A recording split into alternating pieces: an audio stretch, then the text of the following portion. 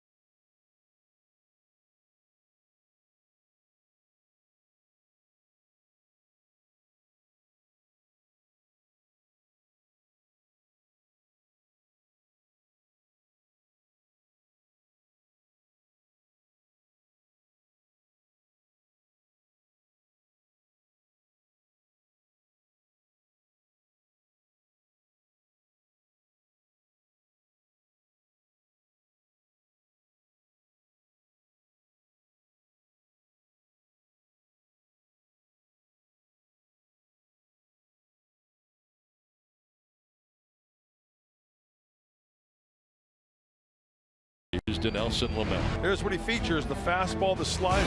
Oh, and did we mention that the slider's nasty? That'll work. Strikeout number 10. He's throwing it more and more to righties and lefties. That's improvement. That's progress. It's pretty special. Pretty good slider, I guess. Yep. Dinelson Lamet has certainly been one of the nice surprises for the Padres this season. 3 earned runs or less in his last 9 outings, but he hasn't been the only positive surprise. Andy Green has been very outspoken about several players that have come up from AAA this season to help out the ball club. Jose Perella, Carlos Asuaje on the position player side, Dinelson Lamet on the pitching side. And it's interesting, when you talk to people in this clubhouse and the coaching staff, they all have a different reason why Lamet has surprised them this year. Let's hear what Darren Balsley and Austin Hedges had to say. I had no idea about his work ethic and how good of a student he actually was. He studies the hitters. He works hard on his side sessions, works hard in the weight room. He does everything he's supposed to do as a rookie, and I think that's helped him out. I think his composure on the mound, for a rookie coming up halfway through the season, it's tough. A lot of guys try and do too much, but he trusts his stuff. He's got outstanding stuff, some of the best stuff in the game. I think that's been his biggest thing, is just trust. There you have it. He has the work ethic, he has the composure, and Andy Green, he has also had the command that has improved since spring training. The other thing that we might see tonight is the changeup, which he hasn't had to use very much, but with a lot of lefties in the lineup, we may get a chance to see it tonight.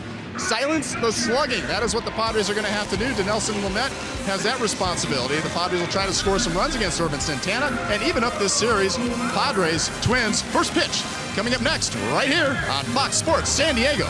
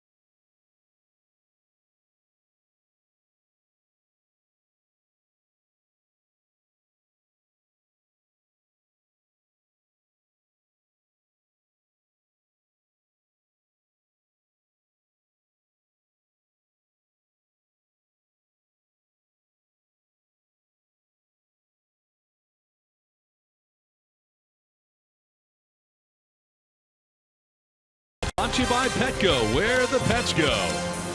And by Mozzie Heating and Air, San Diego's choice for heating and cooling.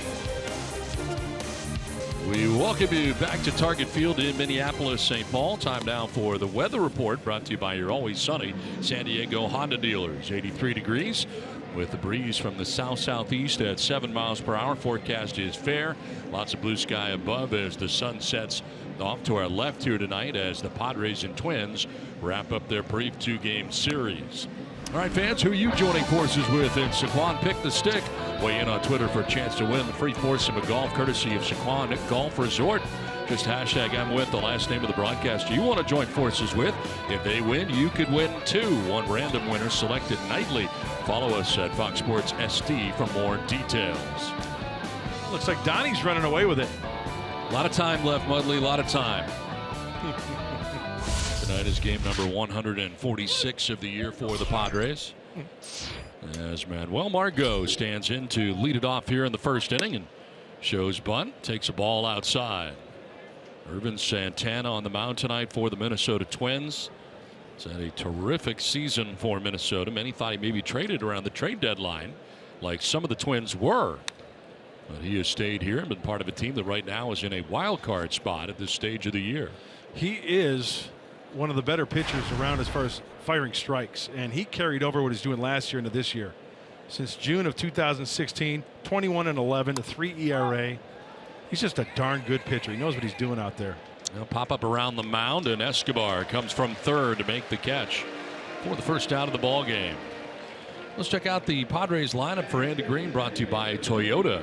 Well, Manuel Margot just led it off. He's in center field with Carlos Azuaje at second base, Yangervis Solarte at third, Will Myers at first with Hector Sanchez the DH, Corey Spangenberg in left tonight with Eric Ibar at short. Jabari Blash is in right field, and Austin Hedges does the catching. Solarte batting in the 3 spot tonight, waiting on deck as Carlos Azuaje will take strike one. That's the thing. You'll see some aggressive Padres batters tonight just because they don't want to be in an 0-2 type situation, because Santana is around the strike zone so often. And it is 0-2 here quickly to Azuaje. Don, coming into this start, 187 2/3 innings pitched, only 59 walks. I imagine that these Padre hitters, if they get something in the hitting zone early, they will go to hacking against Santana. Will he throw too many bad strikes? You know what I mean by that, right down the center of the plate. He's so good at dissecting the plate in and out when he wants to, and the strength of the right-hander, effective slider. They're only hitting 179.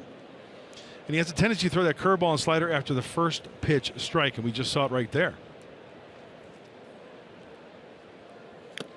Swinging a foul tip into the catcher's mitt for strike 3. First strikeout of the night for Irvin Santana. And there are 2 down here in the first inning. Let's check out the Twins defensively. Left to right across the outfield. Eddie Rosario is in left field. Byron Buxton in center with Max Kepler around in right. Eduardo Escobar at third base with Jorge Polanco at short. Brian Dozier at second. Joe Mauer at first. And Jason Castro doing the catching for Irvin Santana. 2 down here in the first inning. It brings up Yangervis Solarte. On the ground, sounded like a broken bat. Joe Mauer's got it. He'll take it himself to the bag for the out that ends the top of the first. Down in order go the Padres. The Twins are coming up.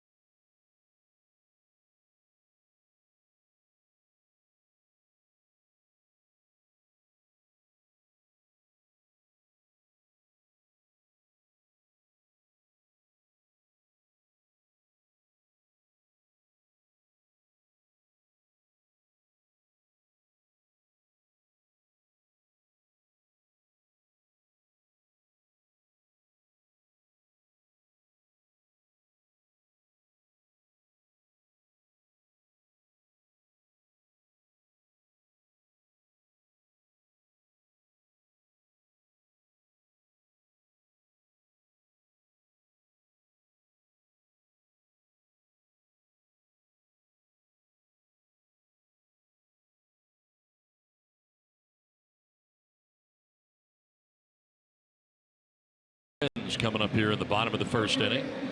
Let's check out the Twins starting lineup, brought to you by Hyundai. Brian Dozier leading it off and at second base with Joe Mauer at first base. Jorge Polanco at shortstop with Eddie Rosario in left field. Byron Buxton the center fielder with Max Kepler in right. Eduardo Escobar at third base, with Jason Castro doing the catching, and Robbie Grossman out of the 9th spot, the DH for the Minnesota Twins. And on the mound tonight for the Padres, Dinelson Lamet. He's making his 19th start, and the 25-year-old, his strengths, effective slider, we know all about that. The 153 average. In fact, his last 8 starts, only hitting 136, and elevates the fastball with 2 strikes. He's really learned how to throw that pitch with a purpose and hit his spots with the fastball as well. Brian Dozier leading it off and taking strike 1. Led it off with a home run in last night's game. Opposite field shot to right field. That's where the ball really was carrying in last night's game. And it's a fly ball this time down the right field line, headed towards foul ground, and they'll end up in the seats, well back and out of play. Well, a lot of times Dozier will try to be pull happy, try to yank everything left field, left center field. He did a nice job on that fastball last night off the plate to go to right field for that home run leading off.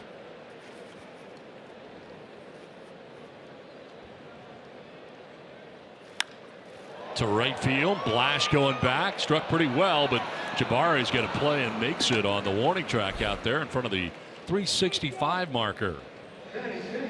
So Dozier retired. Let's check out the Padres defensively tonight, brought to you by Lincoln. Left to right across the outfield, Corey Spangenberg, Manuel Margot, and Jabari Blash. Third to first, John Hervis Solarte, Eric Ibar, Carlos Suaje, Will Myers, with Austin Hedges doing the catching. And on the mound is Dinelson Lamet, one down here in the last of the first inning, and it brings up Joe Mauer.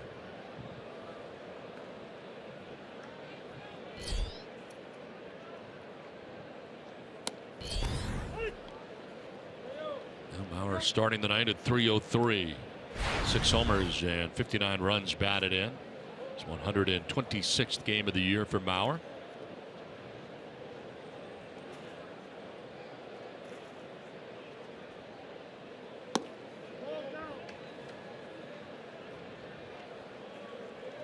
Well, I don't know where that one missed, but stay right there, Dinelson Lamet, because that was a nasty pitch against a pretty good hitter.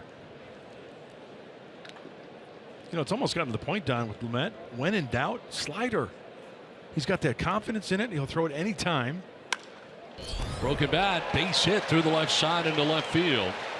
Spangenberg will get it back in, but it's a 1-out single for Joe Mauer. Well placed on that left side of the infield between Ibar and Solarte. Nice, easy swing from the Twins' first baseman. This ball is out at third and just lets the hands go first. The barrel will follow. He's got a pretty swing, doesn't he? Sure does. Has for a long time, yes, too. Yes, he has. Career batting average over 300. And broken bat, base hit there with 1 down here in the first inning. And brings up Jorge Polanco.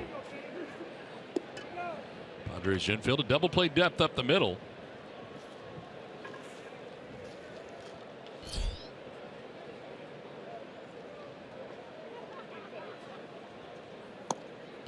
That deals with the pitch down and in.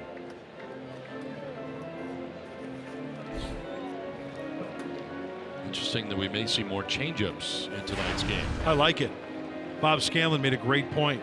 It's such a good pitch when you've got a power pitcher like Lamet, fastball, slider, and then you drop that changeup on him. It goes down and away. It's tough to stay back, and if they do make contact, it's usually the barrel's working underneath it for a fly ball. You get a weak grounder. So it's going down and away to the lefty. I love the changeup. I'm a big fan. And but you know what? Lamet's proven that he could, man, if he can locate that fastball, he can get away with 2 pitches basically. Well, really 3. The 4-seamer, and he'll throw a couple sinkers, 2-seamers, and then of course that slider. And as you said, when in doubt, it seems like that slider's coming. Absolutely. Then look at that, 2-0. He throws the slider. Even though it goes to 3-0, he's thrown that pitch many times to go 2-1.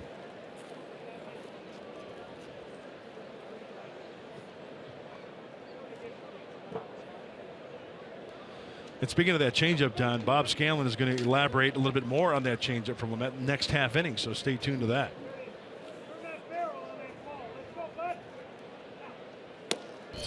That's a strike over the outside corner, 3-1 to Polanco.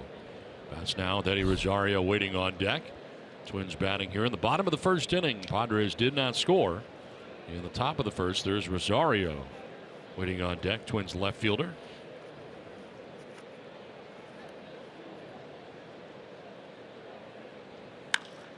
In the air, foul down the left field line, out of play.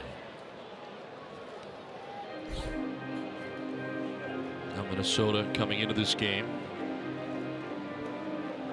in a wild card spot. The Yankees first in that category, then the Twins.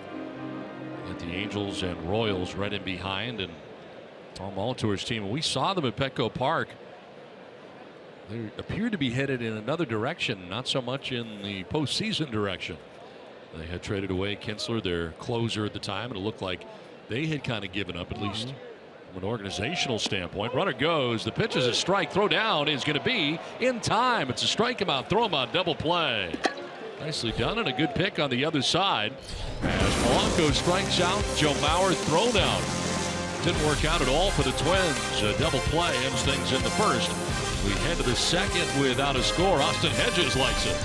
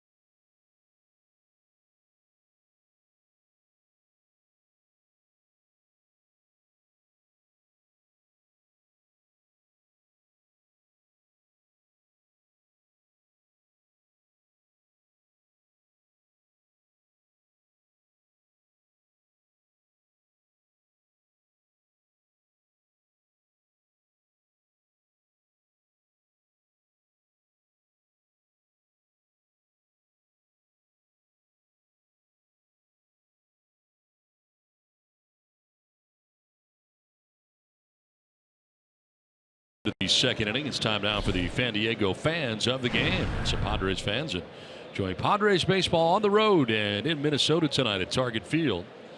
Looking to bounce back after a difficult loss last night. And a good pitching matchup here tonight as Dinelson Lamet on the mound for the Padres. Irvin Santana for the Twins. Santana enjoyed a 1-2-3 first on 8 pitches. And Will Myers leads it off here in the second inning. Myers 244 on 27 home runs and 70 runs batted in.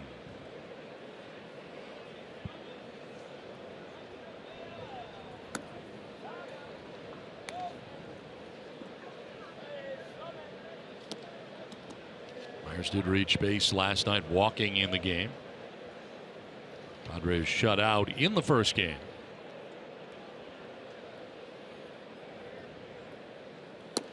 You know, it's a great thing about baseball. Zero-sum game, right? You win, you lose. Doesn't matter if it's 16-0 or 1-0. It's still an L. It's not like you get penalized. Oh, that's 3 losses because you gave up so many runs. And fewer hours to worry about it.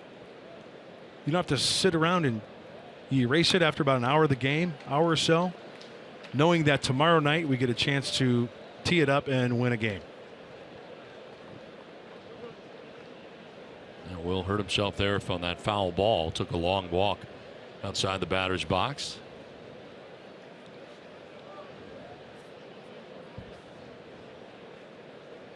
Yeah, you get a fresh start the next day. And the Padres really needing one here tonight. The problem is they go up against a very good starting pitcher. And Irvin Santana, who of course had the complete game against the Padres at Petco Park. hitters will remember what Santana did that day. Now, does Santana stick to his strength? Does he kind of mix it up a little bit? I'm sure they watched a lot of video from that start. Going over his last couple of starts, few starts. In the air down the left field line. That ball is going to fall fair and bang into the corner as Myers heads for second base. First hit is an extra base hit for the Padres on the night. Will Myers doubles to begin things here in the second inning.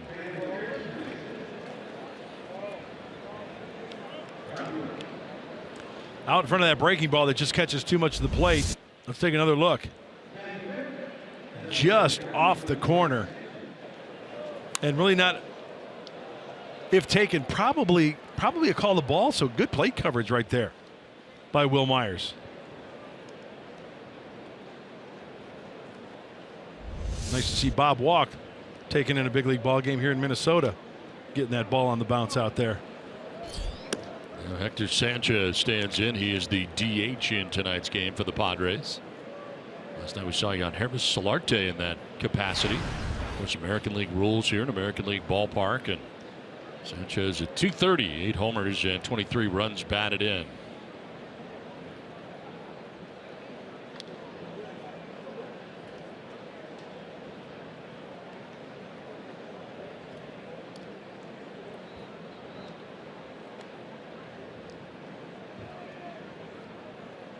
Santana from the stretch for the first time tonight, and check swing dribbler down the first baseline. Santana goes over the shoulder of Sanchez and gets him at first base as Myers takes third. Let's take a look at the keys to the game, brought to you by your San Diego Honda dealers. All right, try to split the series here, the 2-game series. Padres momentum early. We know what happened last night. Erase it, get on the board early, get that mo going for you. And Ks and grounders for Lamet. Plain and simple. Get to 2 strikes, go for the punchy. Up till then, make a good quality strike, get a grounder for an out. I think Hector's hearing it from his teammates because of that swing that he took. Ball went about 3 feet. When he got in his kitchen big time. 1 out runner at third, and Corey Spangenberg stands in. Infield in all the way around as Spangenberg swings and misses. Bringing it tight to the infield are the Twins defensively.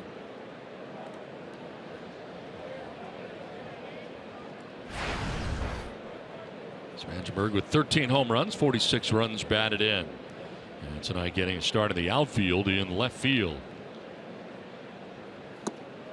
Down 0-2.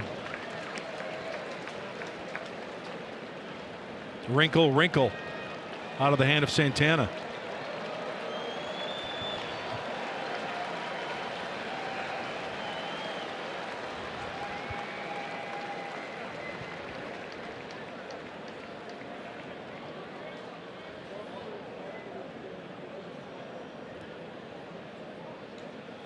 Swing and a miss, and Spangenberg strikes out. Second K for Urban Santana on the night. 2 down. 3 in a row. Breaking ball, and then breaking ball in the dirt. And if taken, not 1 strike. All out of the zone for the swing and miss. Spangenberg couldn't lay off. 2 down here in the second. And it brings up Eric Ibar, getting to start at shortstop tonight again for San Diego. Trying to cash in here and a chance with Myers at third base. 2 down here in the second inning. Padres trying to strike first tonight. 96th game that Ibar has been in on the year. We'll take a look at ball 1.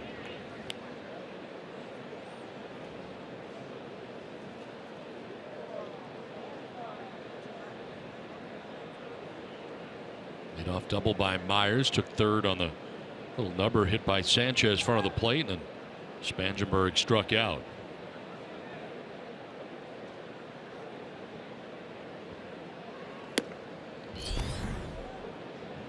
Santana falling behind here, 2-0.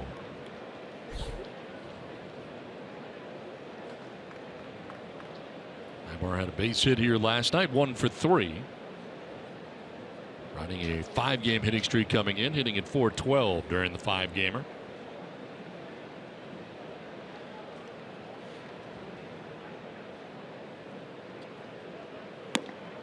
There's a strike, 2-1.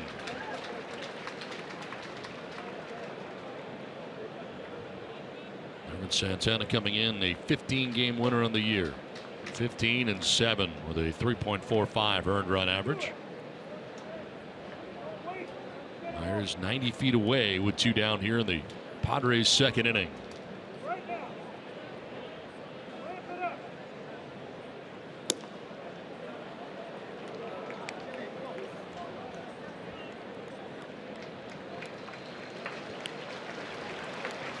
Three and 1 here to Ibar. Jabari Blash waiting on deck, but there are 2 outs here in the second inning. Former teammates with the Halos, the Angels, these two battling it out. Ball 4 and Ibar gets the walk here. First walk given up by Santana in his outing. Well, tonight's Cold Hard Facts are brought to you by Clean, Crisp, Coors Light. And Irvin Santana, lowest hits per 9 innings. American League leaders. 4th in that category with Corey Kluber, who very well could win the Cy Young Award. Chris Sale, Luis Severino of the Yankees, and Carlos Carrasco of the Indians in the top 5. And this is a guy who gives you innings, too. I mean, over the course of his career, 5 times over 200 innings. 2014, 196 innings. Last year, 181. So he's out there quite a bit.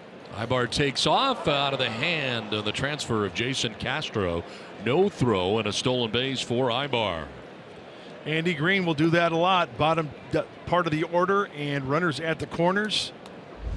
Put him in motion. Maybe cause a mistake. Ball thrown to the outfield.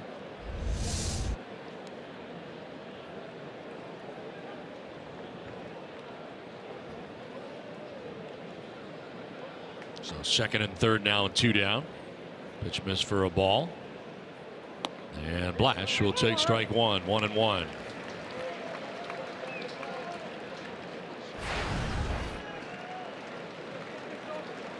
"53rd game Jabari has been in on the year.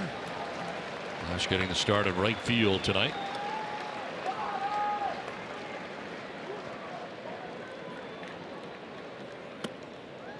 Up and in.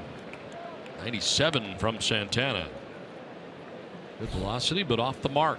Yeah, I think he overthrew that one. I don't think that was his intent to go up and in like that.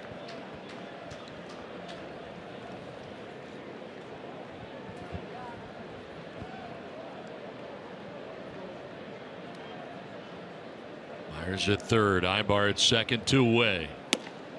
And that's strike 2. Evens up now at 2-2 to Blash. And that is paint right there from Santana. Nice and easy, fluid delivery right on the outside corner. Look at that. That's perfect.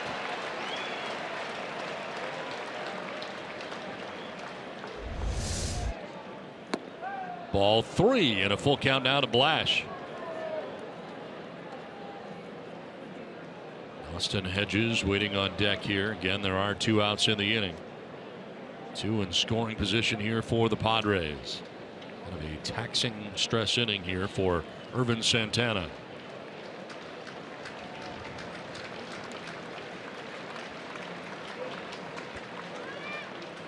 Blash hits it to center field. Buxton going back. It'll take him to the track, but he makes the catch. Padres lead 2 in scoring position. Inning and a half done without a score.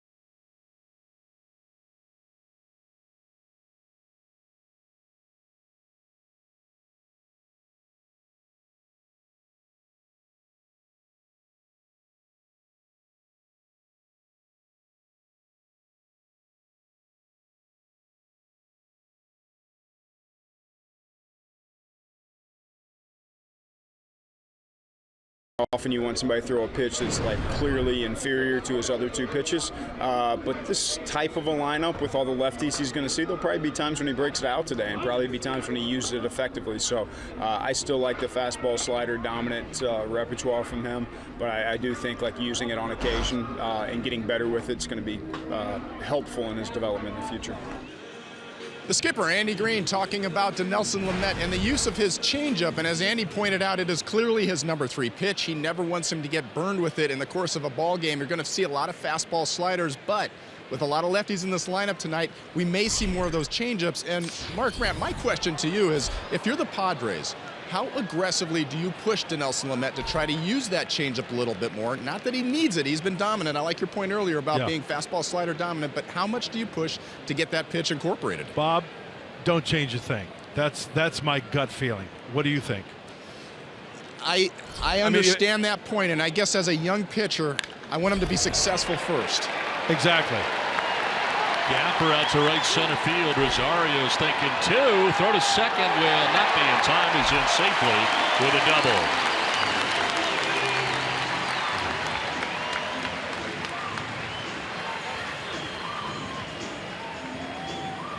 So leadoff double here for Eddie Rosario.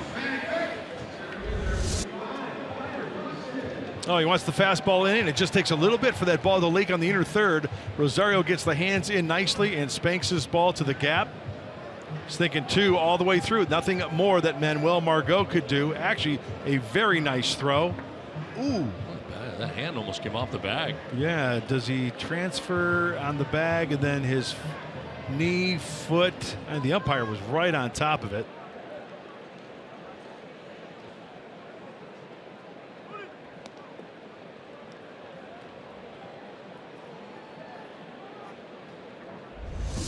Guess he stayed on there. Yeah. So Rosario at second base here with nobody out. A double starts things in the second inning for the Twins, and Byron Buxton now the batter. Pitch in the dirt. Don, if I could elaborate just a little bit more on the changeup conversation. Here's my feeling on that, and Bob Scanlon would like to chime in as well. In a game that's going to be close for Lamet, I say stick to your strength, right? If the Padres for some reason tonight get out to a 6-0 lead, 6-1, whatever, and there's 2 outs and there's a situation where you can break out the changeup and maybe show it at one point to give him, I have no problem with that. Bob, what would you think? Yeah, from game situations right now, as we were just discussing, I want to see him be successful what he's already good at. That being said, I have no problem with a young pitcher being proactive in adding that 3rd pitch. There's very few guys that have extended major league careers with only 2 pitches. You can think of Dwight Gooden, but how many of those guys are there? For me, and I look at Clayton Kershaw, he didn't wait until the hitters told him you need to start throwing your cutter more, or you need to start working on your changeup a little bit more. He did it proactively. I would like to see Lamet do that, but as you said, Mark, in situations where you're not going to get hurt, and definitely something to work on during the offseason. Now, to me, this is all about development, and there is really nothing to play for in this situation. Not going to the postseason, I don't see why you wouldn't do it anyway. In this instance, you try to help him develop, and why not do it here against this lineup? That's a good way to put it. As Lamet here is falling behind 3-0. And Byron Buxton will take the strike, 3-1. You know, for me, it almost falls into the category, if it ain't broke, why fix it? He's been pitching so well lately. And if it is the case of the 2-seamer, 4-seamer majority, and then the slider, because his last start, it was almost 50-50. 46 4-seamers, 40 sliders, his last start. But as Bob points out, you need a 3rd pitch. He's Sure. going to be a starter. Center field, Margot going back, and he'll make the catch. Over the shoulder, Rosario goes back to the bag at second. 1 down here in the second inning. Hey guys, let's not forget one other point. It's not as though he has mastered his fastball command or slider command at this point. Those are still works in progress as well, and I think the question becomes, how much do you want to put on this young guy's plate in his first year in the big leagues? For me, I'm perfectly happy seeing him finishing out this season, continuing to fine-tune that fastball command at the outside corner, learning how to work out of jams like he has, and then picking his spots to use that changeup. But clearly during the offseason and coming into spring training, I think he needs to have that changeup be a more prominent part of his repertoire to be able to move forward. Rosario at second, 1 down. Max Kepler, the batter, waves at that pitch, kind of tied him up. Boy, that was an ugly hack right there.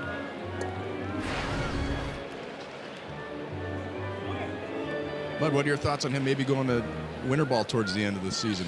Ooh, you know what? That's why. Too many innings? Yeah, I say no. I think he's just too valuable to go down and risk any sort of injury. That's just my gut feeling. That's just my first initial thought. I don't disagree with that. Nice year in the big leagues. Why push it, right? Right.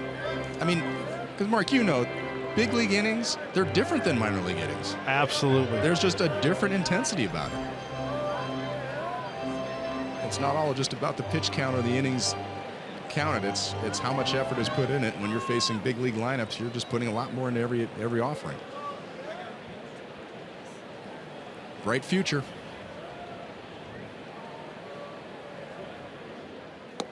Oh, 2 is down and in to Max Kepler. He's got 17 home runs, does Kepler, right fielder.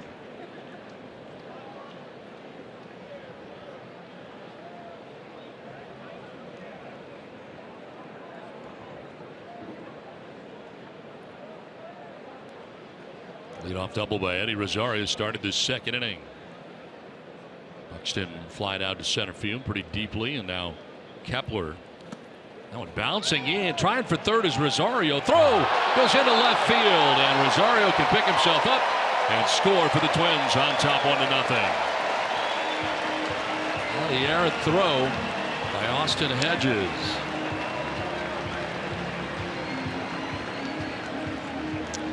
I'm really surprised that Austin didn't put this one in his back pocket. Good secondary lead. It looks like it would have had to been a perfect throw down in front of the bag. A throw where Solarte really didn't have to move his glove a lot. I mean, right there in front of the bag to get him. Airmails it for the run. So Twins jump on top here 1-0 on the errant throw. And a grounder foul to the end of the Twins dugout. So Kepler now batting with the bases empty, 1 down.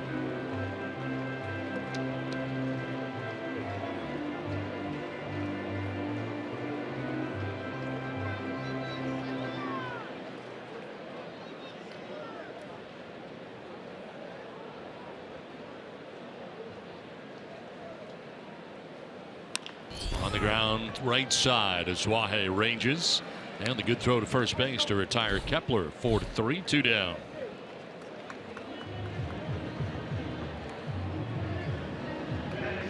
So Rosario took third on the wild pitch, scored on the errant throw.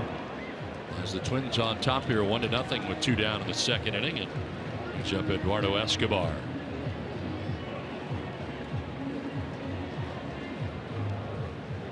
Twin with many home runs, 18 on the year. 62 runs batted in. Escobar hitting at .256 and taking ball 1.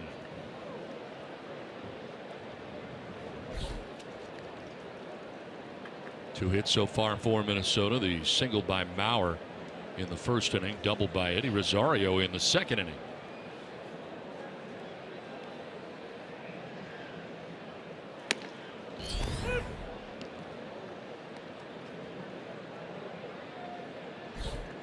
Coming into this outing with a 7-7 record. 4.32 earned run average coming in. 19th start of the year. It's by him at 96. Hey, last 2 pitches out, inner third, going back and forth with that heater to the left-handed hitter.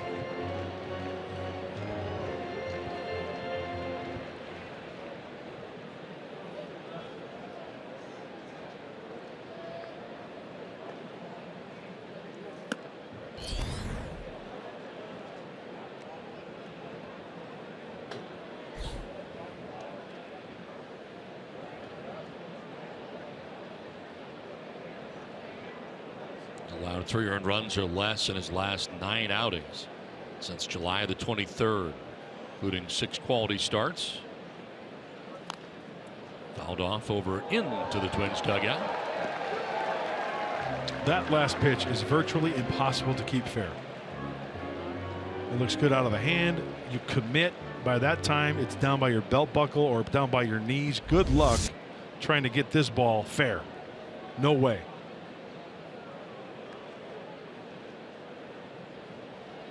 Started out looking like a pitch you could deal with, and then all of a sudden it darts down and in, and comes back and strikes out Escobar. Second strikeout for Lamet. It ends the inning, but the Twins are on top 1-0.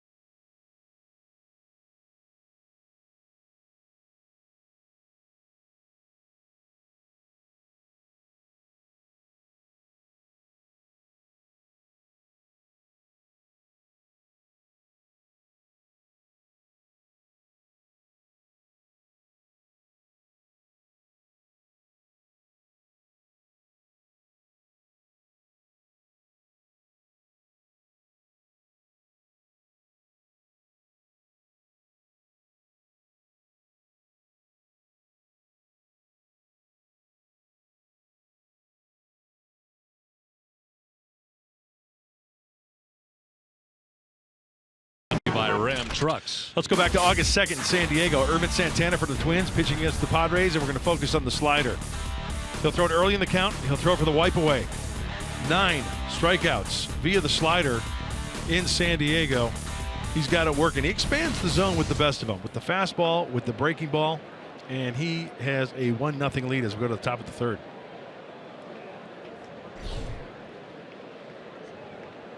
He will deal with 9, 1, and 2 in the Padres order, and it starts with Austin Hedges, catcher batting out of the 9 spot. Was Padres able to use a DH here in this American League city? DH tonight for the Padres, Hector Sanchez.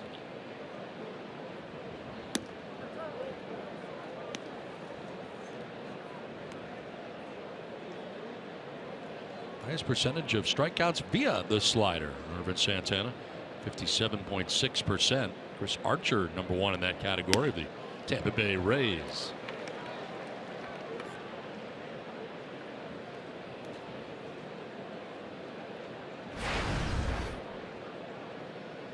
"108 games now Austin Hedges has been in." Swinging a foul tip. Has him down on the count 1 and 2. Remember, we were talking with the Hall of Famer Bert Blyleven, who does TV for the Twins before the game, regarding the slider of Lamet. Talking about Santana as well.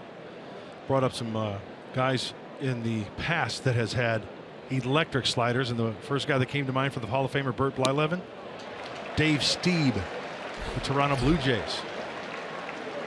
Third strikeout for Santana. One down in the inning. There's Bert. Hall of Famer Bert Blyleven. And speaking of the slider, Santana throws it, even though it catches outer third of the plate and it's elevated a little bit, still the swing and miss. I'll tell you what, the Dutchman, Bert Blyleven, had one heck of a hammer. He had one of the best curveballs ever. I mean, it was 12 to 6. It was 12 to 6. It was nasty. Pitching coach for the Netherlands, right? In the WBC last couple, I think all 3.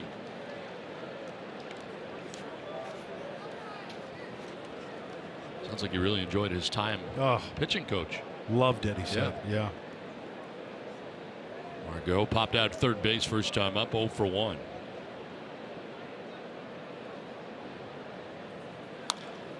Fouled off to the right, out of play. Second time through now for the Padres against Irvin Santana tonight. Only one hit first time through, the double by Myers. Ended up being left at third base.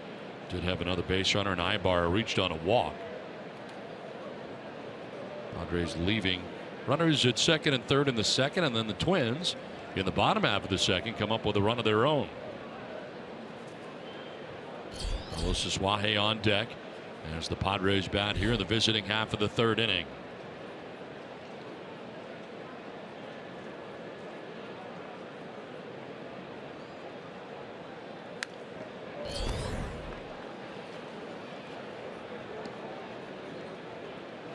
Get you a game break, a historic game break at that. Recapping today's action for the amazing Cleveland Indians. Played day baseball today. I watched the last couple innings of that contest.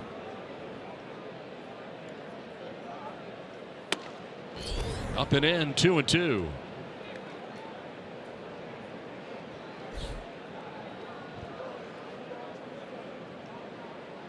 Forty pitches deep into his outing in 2 1/3 innings so far for Santana.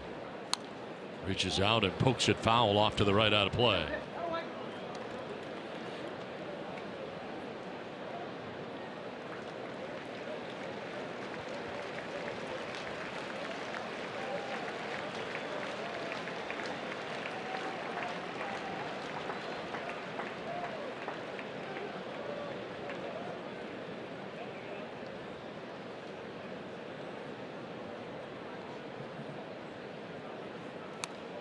Staying alive is Margot, fouling off another.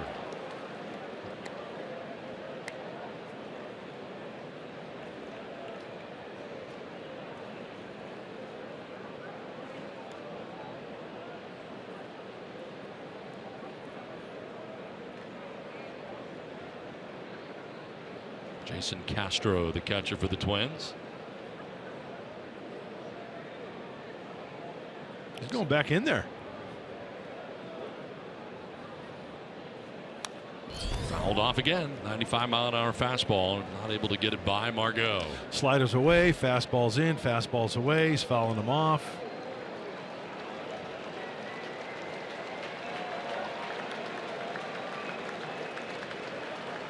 Nine pitch at bat so far here for Manuel Margot.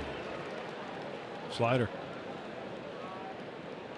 Oh, the hesitation over the head.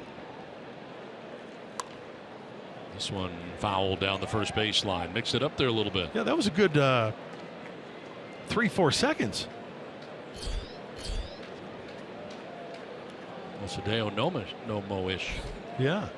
You hold it up top. Sure. There it is. You got the sign. There he is up top. Pause, pause. Manuel's like, oh, really? I haven't seen that in a while. Changed the grip a couple times up top.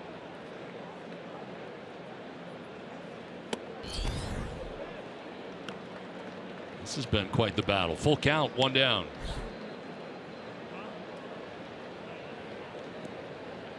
Eleven pitches to this point. Oh, I'd like to see Manuel win the war right here. Here comes a slider. Oh. And it drops in there for strike three. That was nasty. Fourth strikeout for Santana.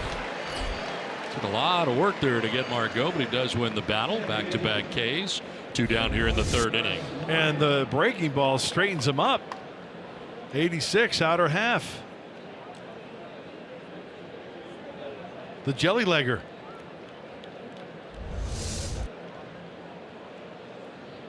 Two down here in the third brings up Carlos Asuaje.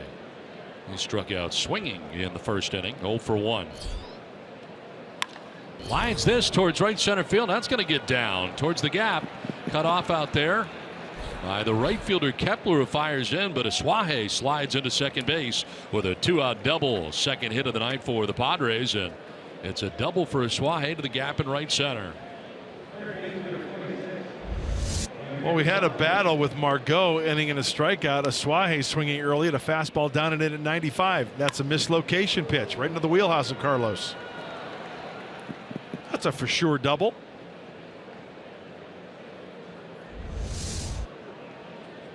So 2-out double here, and it brings up Yangervis Solarte.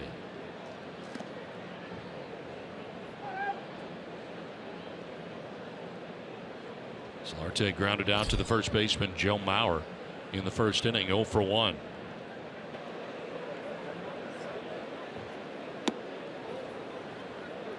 So Jorge Polanco, the shortstop, hanging out right in behind Suaje at second base, trying to keep him close to the bag.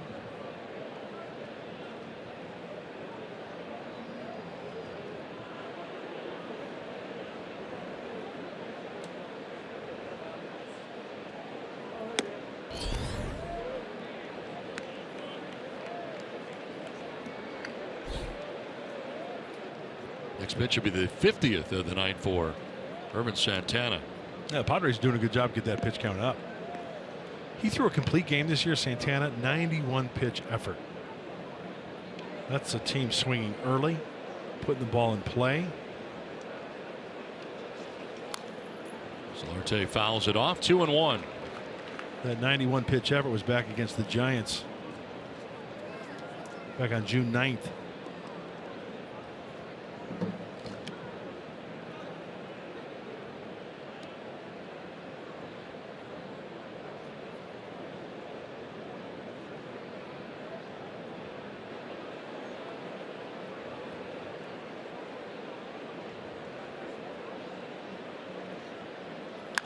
On the ground foul outside of first. The complete game effort he had against the Padres was 110 pitches at Petco Park. And tonight right now at 51 through 2 2/3 innings. Suaje at second. Solarte battling here, count of 2-2. And with this battle, it might take just one pitch for Solarte to trade places with the Suaje to tie this one up.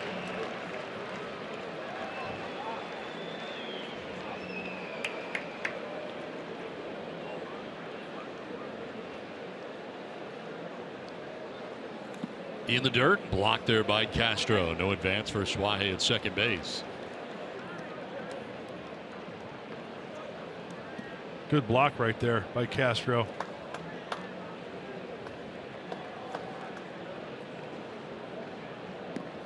Ten wild pitches this year for Santana. So as a base runner, you got to keep that in the back of your mind. Get a good secondary lead when he bounces that breaking ball, especially with 2 strikes.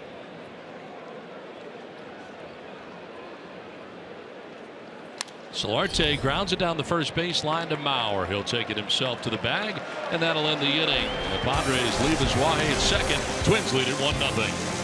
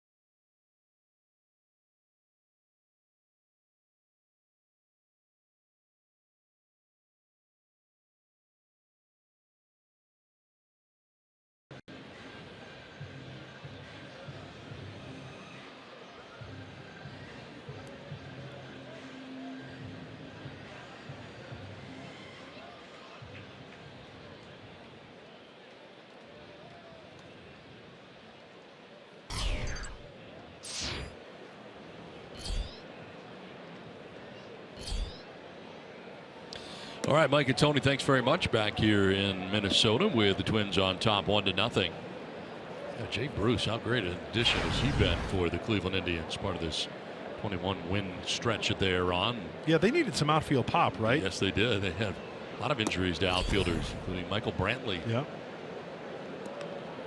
How about during that stretch? These starters are 19-0. I mean, ERA like 1.4 or something ridiculous like that. They're doing everything well, and I guess you would have to win 21 straight. Yes.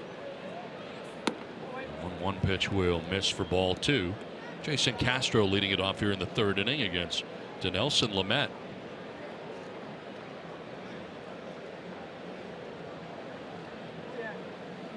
Castro, Grossman, and Dozier scheduled here in the bottom of the 3rd. 8-9-1 for Twins team, who's on top 1-0 tonight. We'll talk about the Cleveland Indians and the guys who are making the biggest difference in this 21-game win streak. Francisco Lindor, Jose Ramirez, the most underrated players in probably all the majors. Carlos Santana, Corey Kluber, who has my pick for Cy Young Award winner, and Carlos Carrasco. He's got my vote too, Don. Corey Kluber, 2nd Cy Young coming up. Stay tuned. Swing and a miss, and Castro down on strikes. 3rd strikeout for Dinelson Lamet.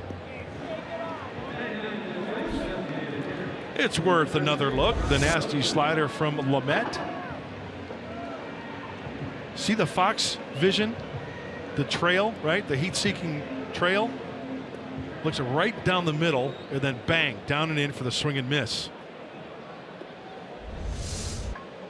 So 1 down here in the 3rd inning brings up Robbie Grossman.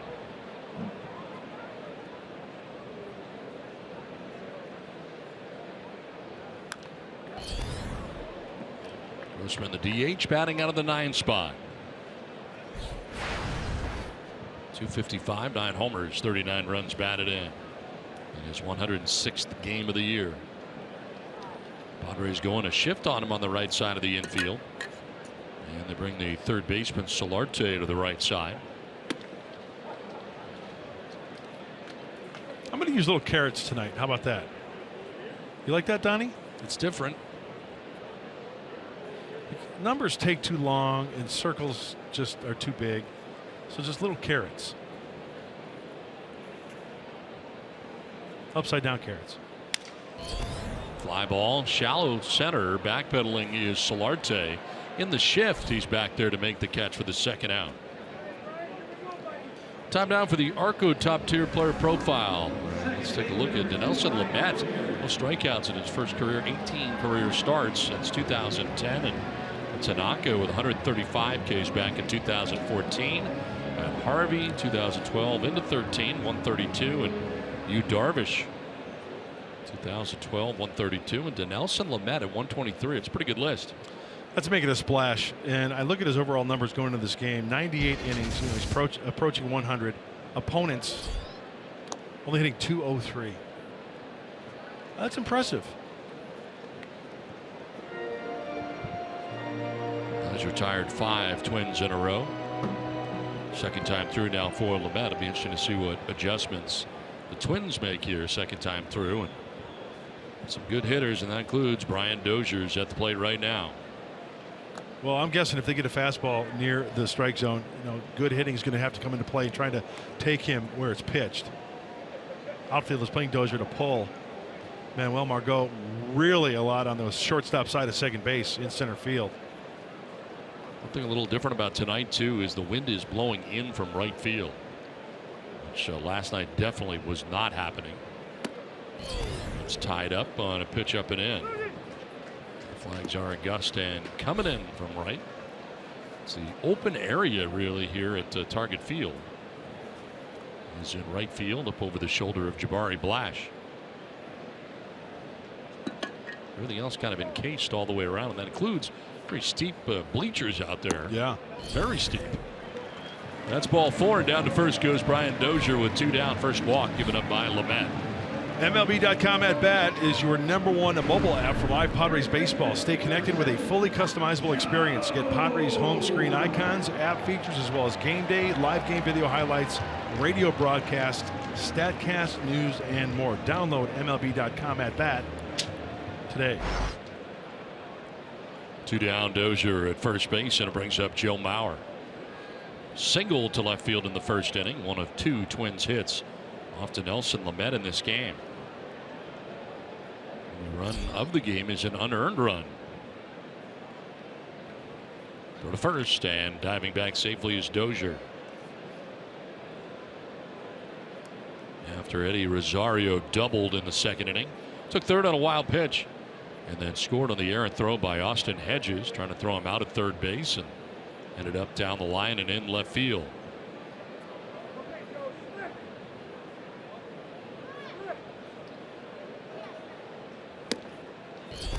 Strike in there to Mauer.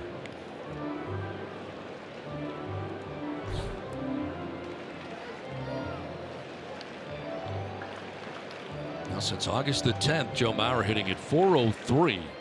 That leads the majors in that category during that time span.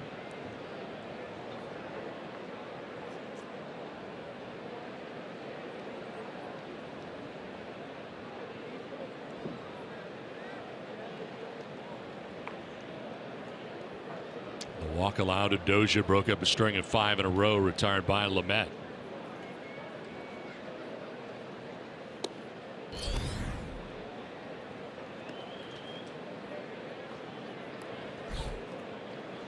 Don, I got to say, as we take a look at the AL since August 10th, Joe Mauer continues to be the threat at the plate. I mean, there's a reason why this kid, I should say, he's a kid to me, winning 3 batting titles, an MVP. He just continues to be a threat at the plate.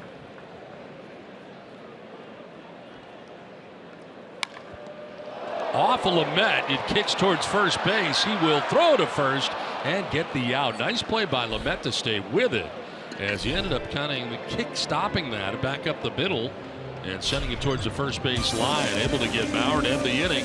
Twins have a 1-0 lead.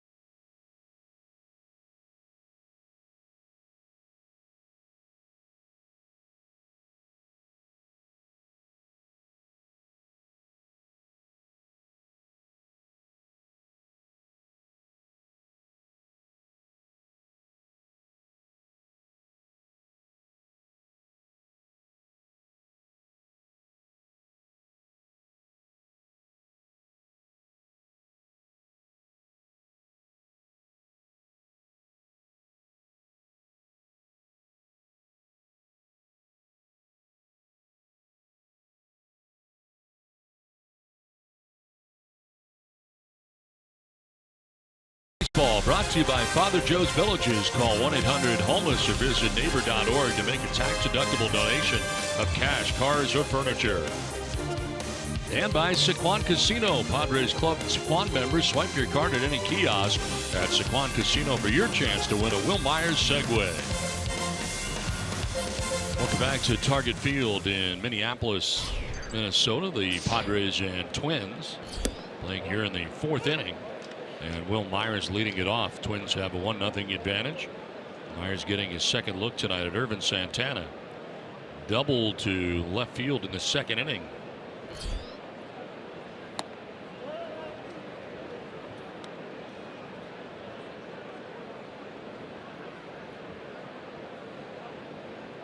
Santana's had to work pretty hard here through the first 3 innings from a pitch count standpoint. Pitch 56 just misses away.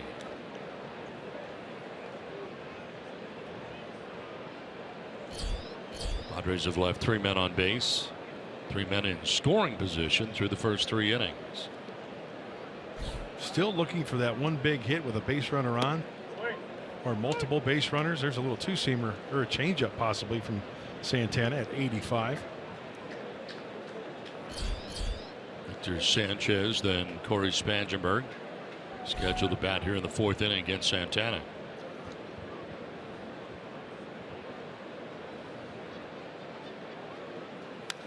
Myers fouls it straight back, the 94-mile-an-hour fastball.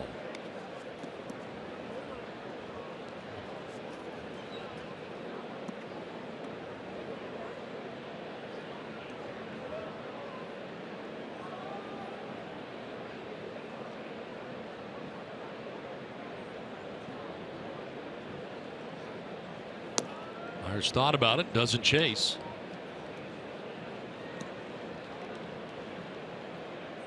That slider looks so good, and then all of a sudden it darts down and away. It's because it's not one that rolls up there. It's got a sharp break to it. We've got 2 guys dealing tonight. Even though it's 1-0 Twins, Lamet, Santana. Myers strikes out on a fastball up. Strikeout number 5 for Irvin Santana. Well, that sequence, the last 3 pitches were fastball in, slider away. He laid off and then up the ladder at 95. And, you know, he missed with location, too. See where Castro wants it? Wants it down and away, but still works to the advantage of Irvin Santana. 1 down in the 4th inning and brings up Hector Sanchez.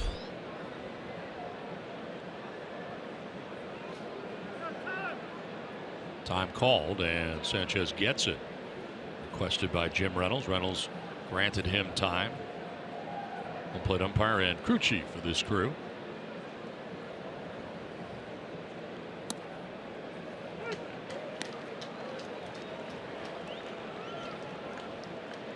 Hector, the DH tonight, grounded back to the mound, and Irvin Santana in the 2nd inning.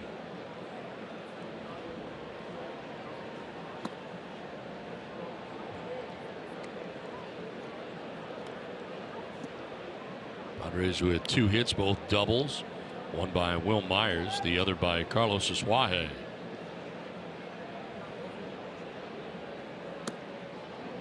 Good layoff there.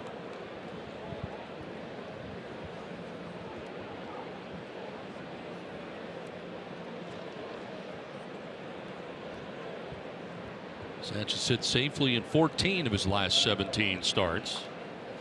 And he grounds this foul to the end of the dugout. That'll scatter him down there.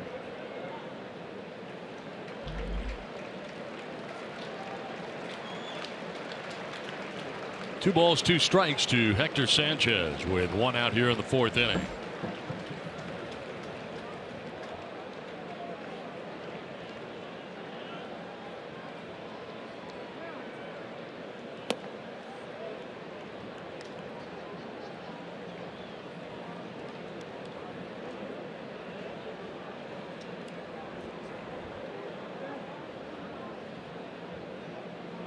Buxton, the center fielder, over towards right center for Sanchez to pull.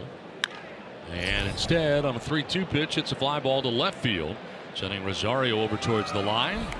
Makes the catch for out number 2 at the top of the 4th inning.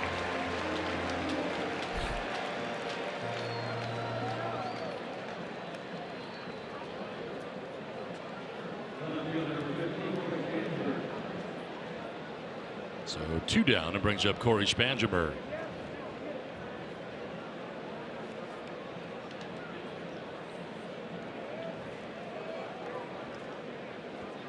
Well, remember his first at bat, 3 breaking balls for the strikeout against Corey.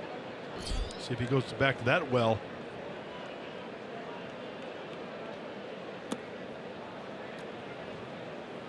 First pitch changeup.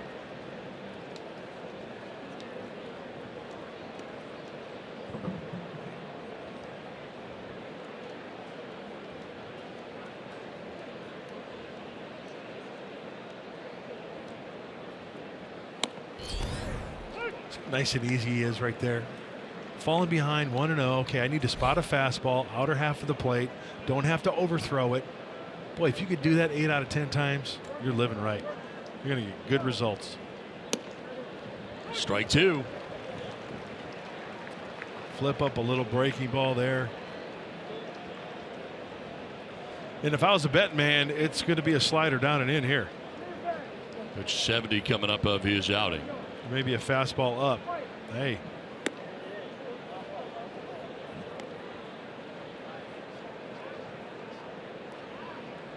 Now, does that set up something down and in?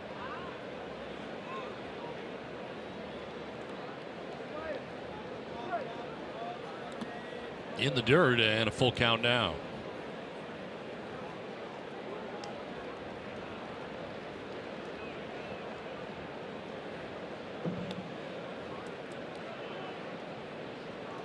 Myers struck out. Sanchez flying out to left.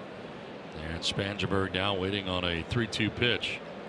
Going to try to come in. And Spangenberg grounds it down to first base. Maurer guarding the line. Tags the bag and ends the inning. 3.5 done. Twins have a 1-0 lead.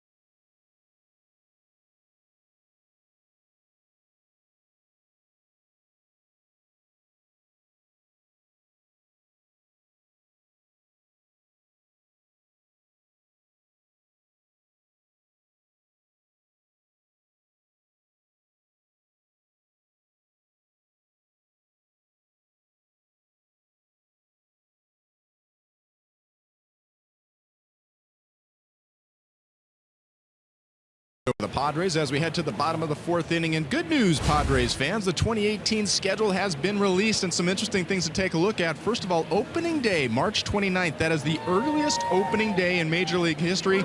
Of course, that's because of the expanded schedule this year, up to 186 games instead of 183. I shouldn't say games, 186 days instead of 183 days. 4 extra off days for the players this year, so a longer season.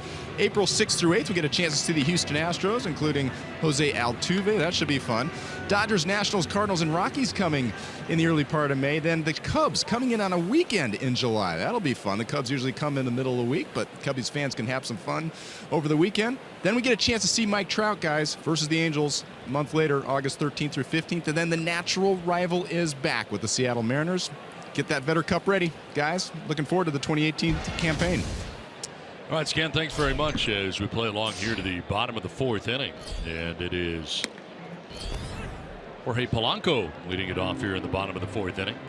Did you happen to catch June next year on that schedule? I've got my bags packed already. We're going to be on the road quite a bit. Yeah, I've got like 3 suitcases all ready to go for that. Wow. Polanco lines this one into center field. A base hit to begin things in the bottom of the 4th inning.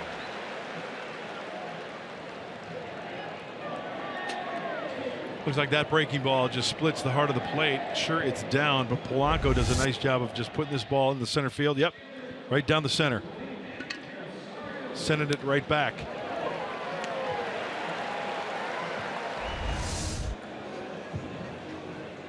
So leadoff single for Polanco, 3rd hit off Dinelson Lamet.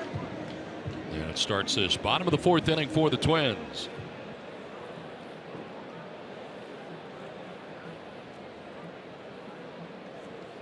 Rosario with a double in the second. Came around to score the game's only run.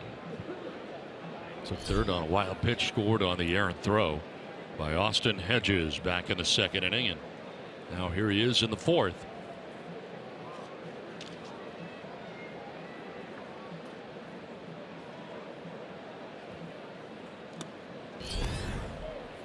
Whoa. How does he pick that? How Austin Hedges came up with that fastball that was spiked out in front of home plate. I'll never know.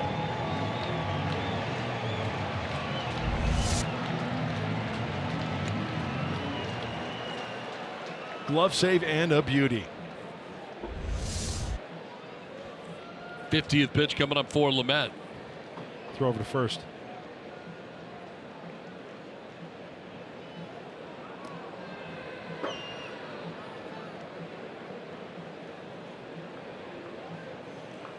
You know how Will stands off the bag, right? He's been doing that. It's almost like a quarterback throwing and leading his receiver. If I'm a pitcher, I'm going right there. I'm not even concerned about Will Myers. I'm throwing to that part of the bag right there, and hopefully I hit his glove so he doesn't have to go a long way after catching the baseball and then applying the tag. So you're throwing to an area, not a guy. Perfect. Exactly. Because if you throw it up here to his chest, guess what? He's got to go all the way back down there for the tag. That ain't going to happen. How hard is it for a pitcher so used to throwing over to first base where a guy is? It shouldn't be, because regardless of where the first baseman's playing, you're always throwing that area. It's the responsibility of the first baseman to have his glove there, I feel. I'm just saying not having a target per se because he's not there. I think the target, what I used to do, the front corner of the bag. That's your target. That's my target.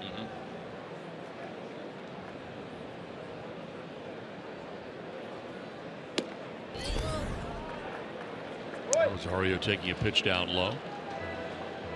Well, Will Myers certainly a work in progress over there, and something that we have seen at first base that he has done during spring training is play off the bag. He went away from it in the first half of the year, and now in the second half he is back to doing what he's doing now. Yeah, first base is not a position where you just throw a first baseman's glove and say, hey, we're going to give you the day at first base. You know, take it easy. No, no, no, no, no. A lot goes into playing a successful first base. The footwork, the glove work, thrown to the bags, thrown to every bag. Second base, third, home. And I think over the course of time, guys that I really liked to watch, even playing against, I mean, first guy that comes to mind is Keith Hernandez. I mean, talk about smooth. Smart, knew the game, almost like the quarterback out there. Ball four, and Rosario down to first base. And then when you talk about Padre baseball, I mean, my goodness, Wally Joyner, he comes into play. I know Mark Sweeney's a big fan of his. He was on the '98 team, but Wally was so good at first base. Adrian Gonzalez was pretty good, was he not? Adrian Gonzalez is very, very good also. And you know, when you look at those guys, and JT Snow is another guy I love to watch play. Look at all those guys. What do they have in common? They're so smooth, and they're not herky-jerky, and they're confident in what they're doing, right? It almost comes as second nature for these guys. Catching the ball, throwing the ball with accuracy, and they're just, it's almost like they slow the game down. We use that term quite a bit, right?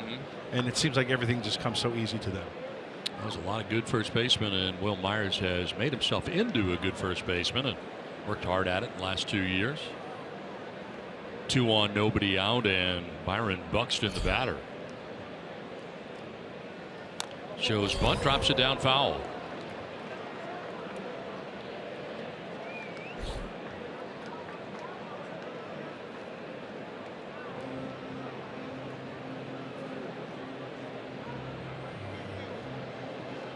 Everybody coming in to meet here at the mound, at least in the infield. You know, the main objective here is to get it out anywhere. You know, if you get that lead runner, that's great. Just don't try to make the perfect throw. It is a force play at third base. But when in doubt, get an out.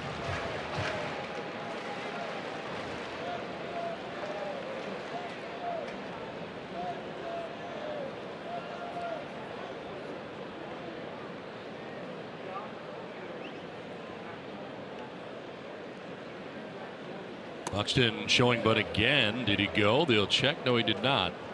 Says Doug Eddings, first base umpire. I think the booth umpire, Mark Grant, thought he went.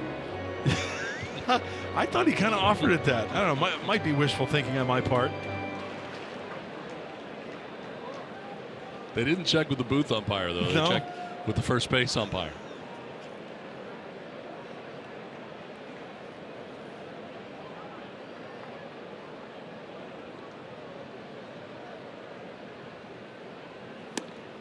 Pulls it back again and takes ball 2. Did he just get crossed up there, Austin?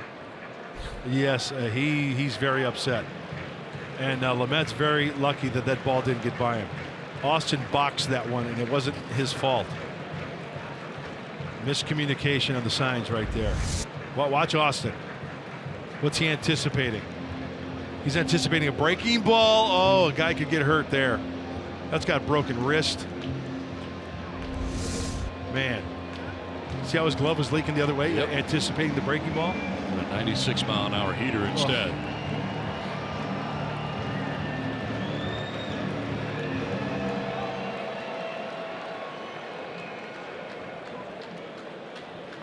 Polanco at second, Rosario at first. Nobody out here in the Twins' 4th inning.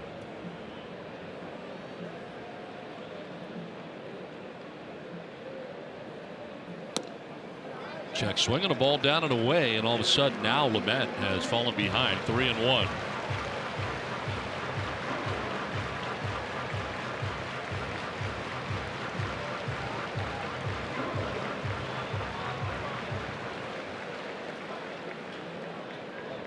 Single by Polanco started the inning. A walk for Rosario. 2 on, nobody out for Minnesota. Already on top 1-0. Buxton with a swing and a foul tip into Hedges' mitt. Full count. It's a straight challenge here. 3-1 fastball. Riding up in the zone a little bit.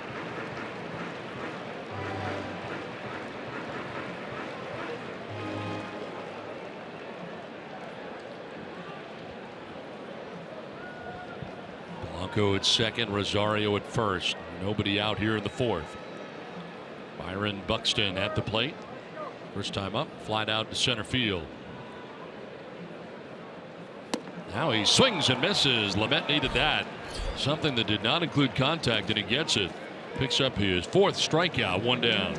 Boy, such a huge sequence of pitches with 1 out. Now the double play is in order to get out of the inning. 6-pitch effort from Lamet. Remember, they were trying to bunt early the first couple pitches. I thought he went there, but it doesn't matter. The bunt attempt again. There's the cross up. Breaking ball. He announces the presence of authority right there. He's driving the Porsche, and then he puts him away with the slider. He's the one with the blah punt stereo. Quadraphonic blah punt. Yeah. Believe it. First and second, 1 out. Pitch in there for strike 1.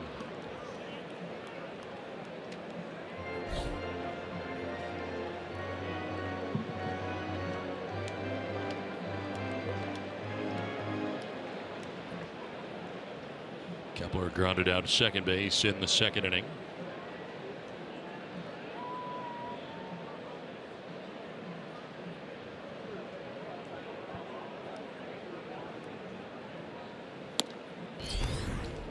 Don, you know where else Lamet has made improvement is in situations like this. It's a close game. You're down by a run. Multiple base runners. Nobody out. He got that big out there with the strikeout. Learning how to pitch out of jams. This is the 3rd time around now through this lineup for the Twins. This is a learning experience for Lamet. He's been in this many times as the season has gone on. I learn how to work out of these situations.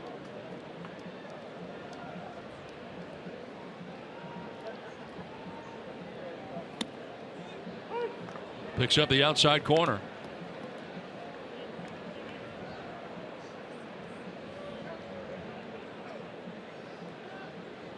Max Kepler batting here, grounded out to second base in the 2nd inning, 0 for 1.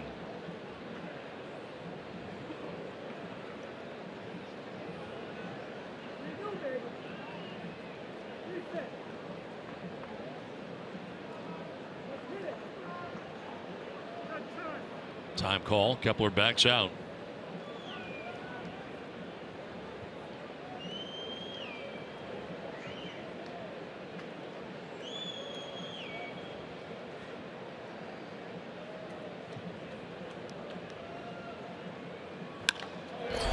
to center. Coming in, Margot will make the catch. Trying to get back to second and doing so safely is Polanco. He was well off the bag there. Thought that was going to fall initially, but Kepler is retired. Nice catch out there by Margot for the second out of the inning. Great first step by Manuel Margot in center field. He's on the shortstop side. Here it is. It's slicing off the bat. The runner's halfway. Margot comes up throwing. Asuahi's the first baseman. It's a force play, and he gets in there safely.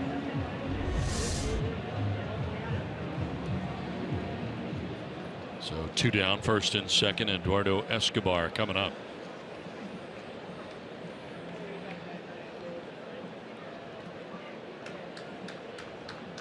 Escobar struck out swinging in the second inning, 0 for 1.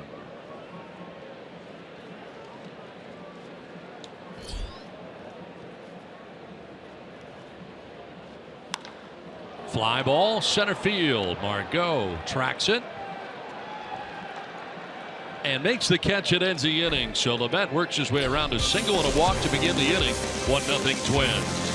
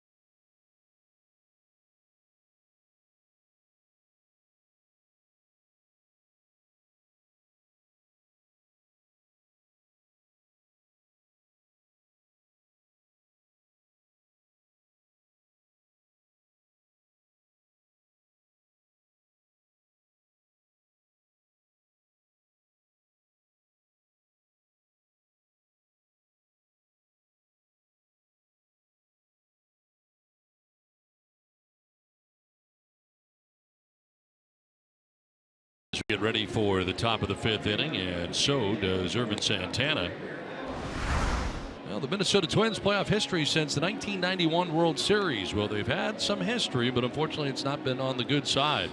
Losing a lot of it from 2002 through 2010 and trying to get back there once again here in 2017. They had quite a run there, those Ron Gardenhire years. Now the bench coach for the Arizona Diamondbacks, and they just couldn't get over the hump. I mean, look at the teams they played. Anaheim, Yankees, Oakland. Just goes to show you, Don, and I mean, you've seen a lot of baseball, how hard it is to get there and win and repeat. Well, the resume for Paul Molitor, outstanding. Of course, the Hall of Famer. Eric Ibar swings at the first pitch here, the 5th, and sends one to left. Rosario makes the catch for out number 1. 5 in a row retired by Santana. You saw that team quite a bit, that Minnesota team that had that run. I was talking to Andy Green about it today in his office before the game. That was one of the better groups as far as fundamentally speaking, baseball wise. A group that came up together from A ball to AA to AAA and then moved up to the majors. Torrey Hunter in the middle of all that. Some of their core players, the beginning of Joe Mauer, Morneau, and of course that run, but David Ortiz before he went to Boston was part of that crew here with Minnesota. And Terry Ryan, who was a great general manager here, putting those teams together. But fundamentally, from A ball to the major leagues, they were all doing the same thing. When they arrived at the major league level, they knew what to do in every situation. And they had learned it from A ball on, which was really impressive. That's so important. The group was very special. I remember being in the minor leagues with some teams, and fly ball right field, shallow. Kepler coming in for out number 2. You know, you get called up to another level, and it's like, okay, these are our signs. Right. It shouldn't be like that. It should be all the way through. It should be universal. Yeah. All the way through. And I think it makes it a lot easier on the comfort level for major leaguers who arrive and already know what the major league team is doing. I mean, how cool is it to know that tonight Paul Molitor is giving signs and they're doing things the same in Elizabethton, Tennessee. Right. Twins did a great job of that throughout the years.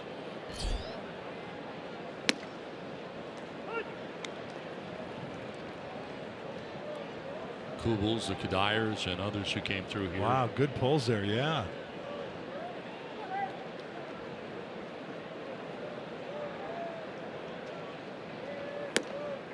Austin Hedges batting with 2 down. Joe Nathan was closing games for their Minnesota Twins well. That nasty slider. Oh. Lights out. Yes. And Johan Santana was in the rotation, not Irvin. That's right. Boy, I'll never forget that game. Just when you think that the best pitcher during his time is going to win a ball game against the Padres in the Metrodome, Johan Santana against Derek May. I mean, who you betting on, right? Pods ended up beating Santana that day. Is that right? Yeah. Wow. And they're saying to tag him, so he does, and he's out. Hedges doesn't get it. He didn't think he went around. Apparently he did, according to home plate umpire Jim Reynolds. So on comes Andy Green. Don, I'm wondering if Jim Reynolds motioned. Did he motion on this? Because the home plate umpire. Oh, he did swing, yeah. Austin's maybe thinking he fouled it off. Fouled it off, maybe. Or so he thought. So that'll end the inning halfway through, 1-0 Minnesota.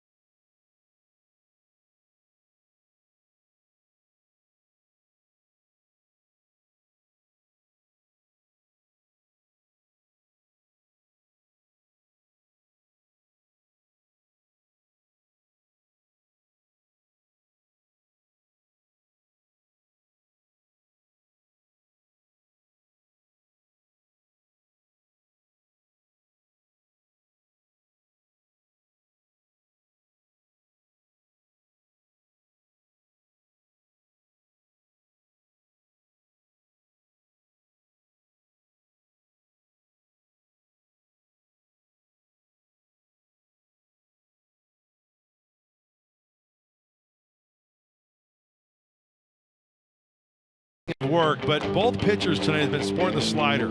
Santana gets Spangenberg, Margot, Dinelson Lamet, Escobar, Castro, Buxton getting ahead, putting them away. You know, even if that pitch catches a lot of the plate, it's still a nasty pitch because of the firmness of it and the break of it. Hence the strikeout for both right-handers this evening.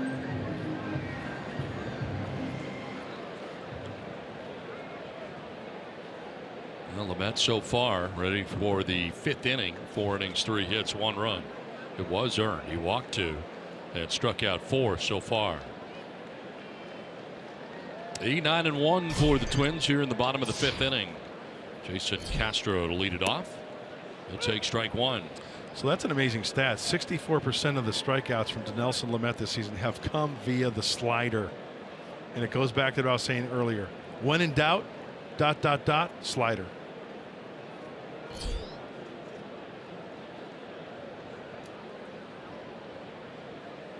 Castro trying to bunt his way on. Pops it up foul, backing out of play. Jason Castro, the big night last night. 2 home runs. He's 3 for 4 in the ball game against the Padres.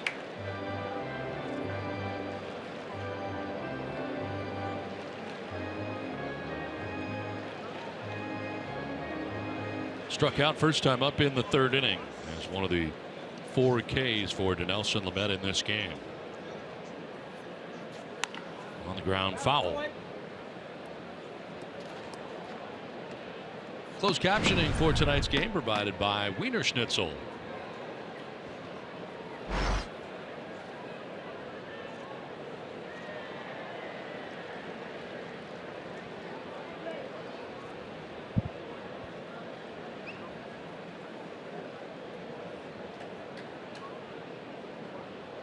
Stacked up on the right side are the Padres defensively. In a shift on Jason Castro. Castro fights it off. Pitch up and in at 96. So the development of Dinelson Lamet.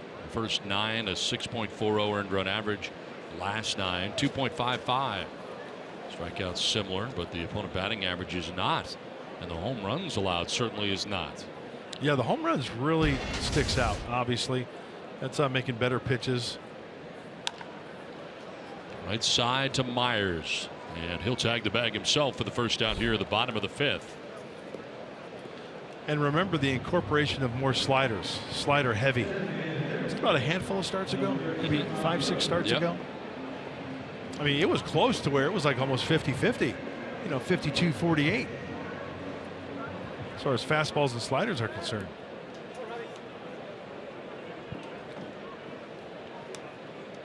One down here in the 5th inning brings up Robbie Grossman.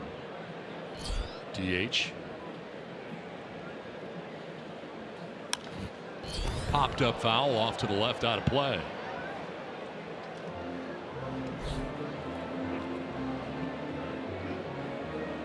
Can I have my ball back? No.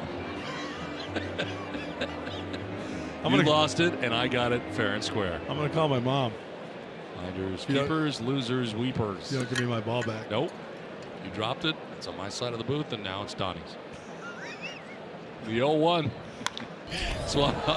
Fly ball headed out towards center, and Margot is out there to make the catch. I noticed earlier that somebody got hit. Oh, yeah. Lamet got hit in the foot with a line drive. Line drive right one back hopper, yeah. You know what that feels like when a line drive comes back and hits you in the foot? You know what that feels What like? does it feel like? Let's see. How's that feel? Now, does it hurt, or I mean, is there throbbing? Are you okay? It's numb now. Okay, well, that's too bad. Can I have my ball back? Oh, I'm so glad we learned that. It was a good learning tool, I thought, right there. That was great. Tips in the booth with Mark Grant. I think it's important because, I mean, you break down everything else, you should probably know what it feels like when a player gets hit. It makes you appreciate, in all honesty, what guys go through, the old nicks and pains.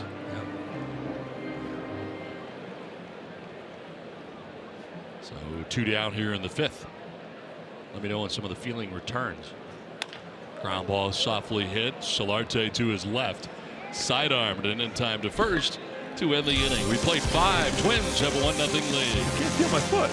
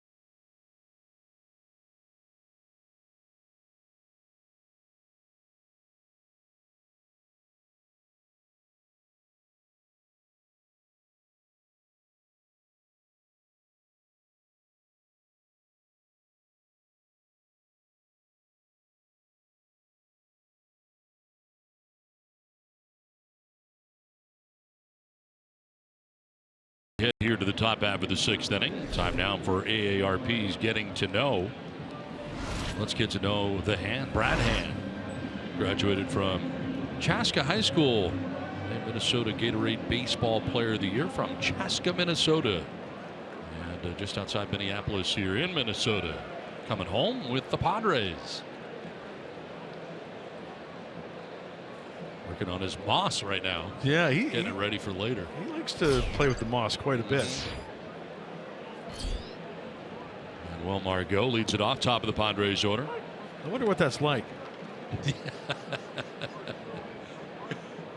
When was the last time you had any salad?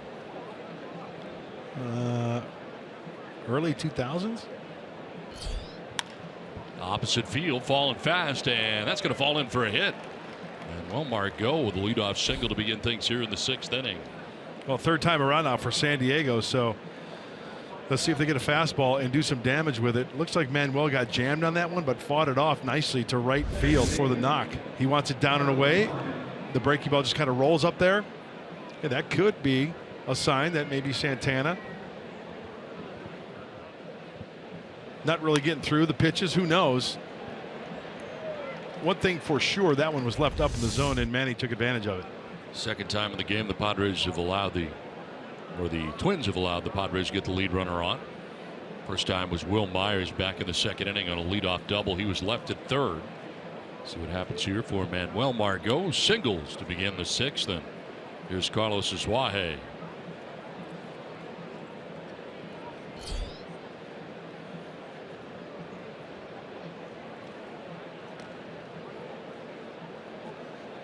Asuaje has struck out swinging and doubled in the game to right center field, his last time up in the 3rd inning.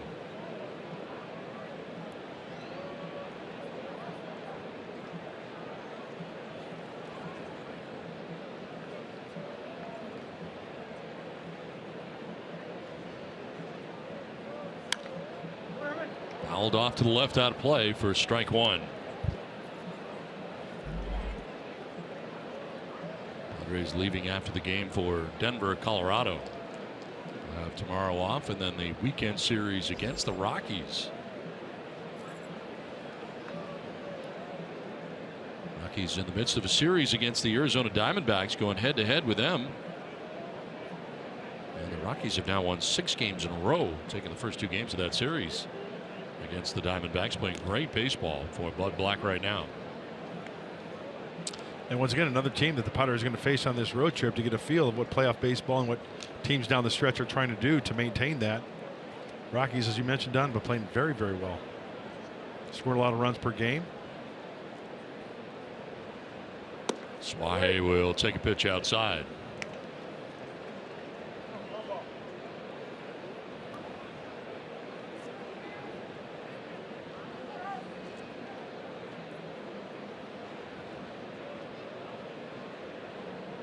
We're holding on Margot at first base.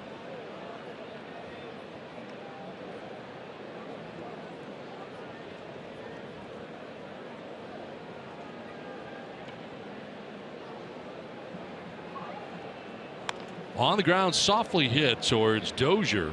No play at second, so he goes to first for the out. I mentioned the Rockies have won 6 in a row, but they've also won 8 of their last 9 games. Scoring almost 6 runs a game, 44 extra base hits during this stretch, 13 home runs. And Cargo right now in the last 9 games hitting at .462.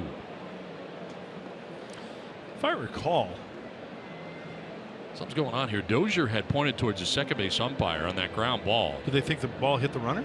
I don't know if it hit the runner or he felt like he was screened or obstructed. I'm not sure which. But Dozier was pointing at second base after he threw out Asuaje at first. And now Palmoliver out to talk to the second base umpire, Ben May. Gets the explanation, heads back to the dugout. I'm not sure. I don't know how close the ball was to him. Wasn't hit very hard, I know that.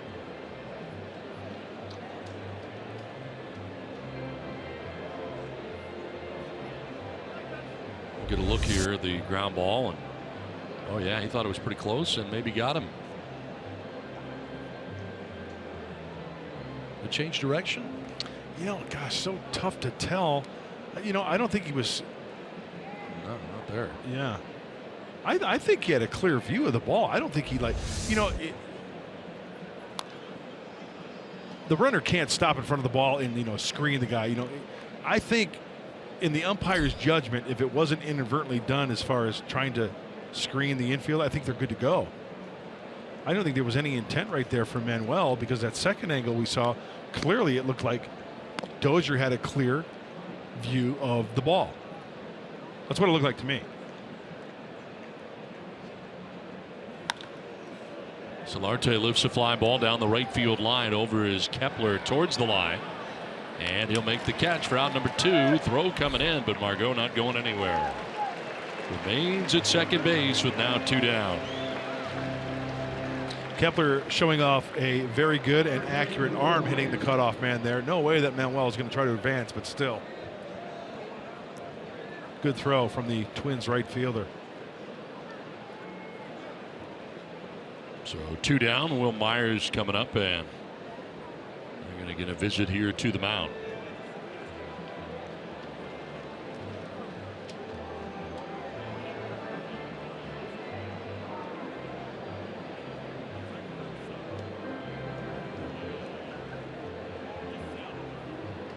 Neil Allen, the pitching coach, out there right now.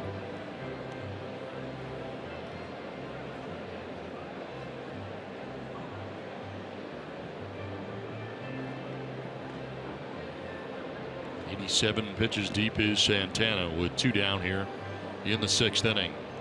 Trying to work his way around. A leadoff single by Manuel Margot.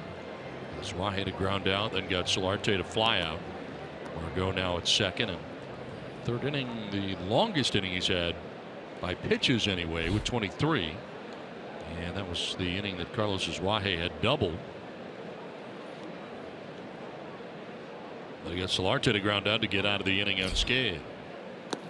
Myers will take ball 1. Well, I'm guessing with first base open, the first couple of pitches are going to dictate how Santana's going to go after him with, even though that Sanchez is on deck, the switch hitter, left-handed. Sanchez 0 for 2. Sure, he loves the fastball, but could have been something that Neil Allen was talking about. Just be careful breaking balls away. Fastballs up, maybe.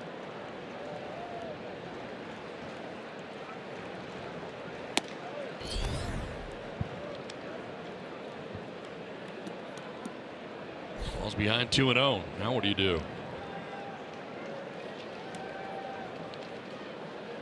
Wouldn't be surprised if he throws him a wrinkle right here.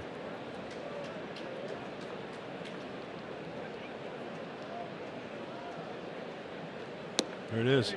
Myers takes it for strike 1, 2-1.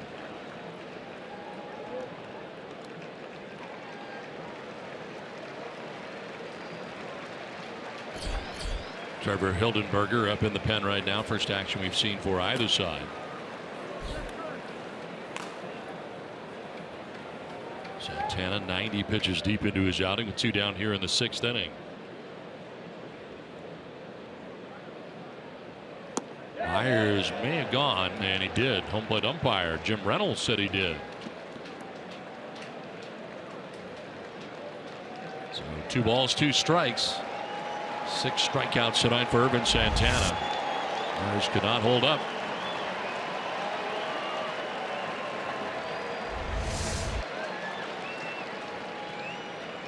Tying run at second with 2 down. Ball 3, full count. One of 2 things here, I think. Another slider down and away, or a fastball up to where you can't get hurt, can't get on top of it for a swing and miss. And hopefully that fastball misses or slider hangs. And with 1 swing of the bat, Will Myers can do some damage.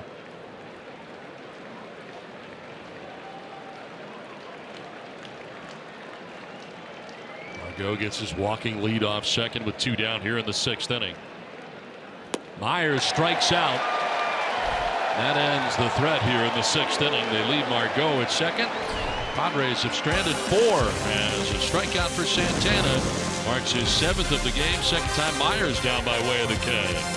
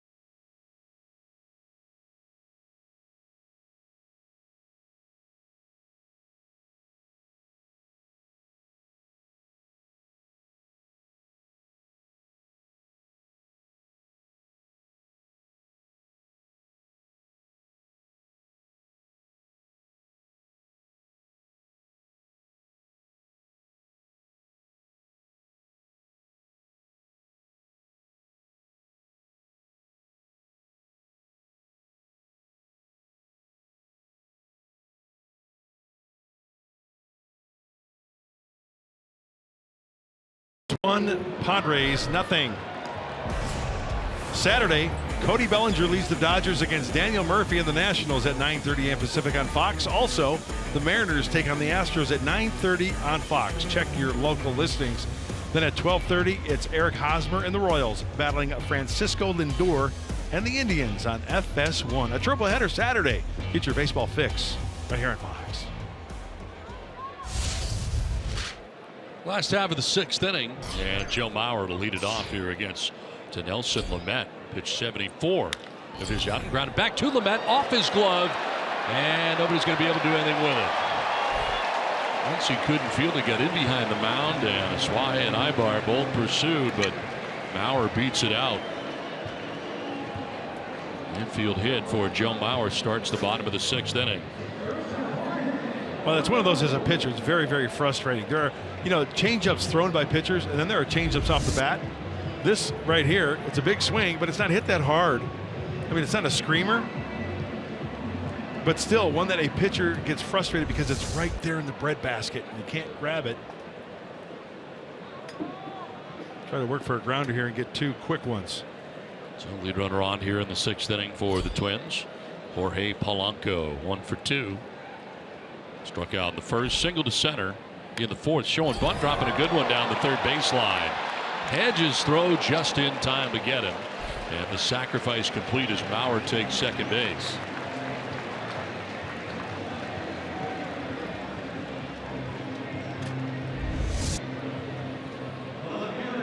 Well, Paul Molitor playing a little ball right here, huh? Trying to get another run. To number 3 hitter, putting it down to get the runner in the scoring position with Rosario coming up. Good, solid throw, accurate throw by Austin Hedges. One down, Mauer in scoring position at second, and there's Eddie Rosario. Doubled in the 2nd, walked in the 4th. Who says they don't play small ball in the AL?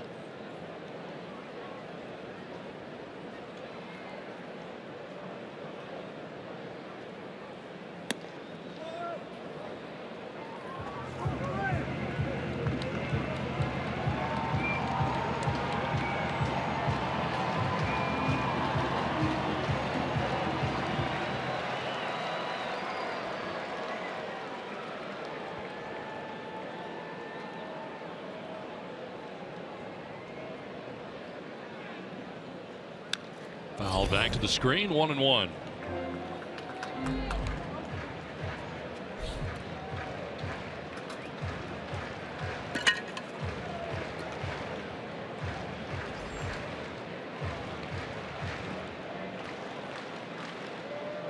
Rosario with good pop, 22 home runs on the year.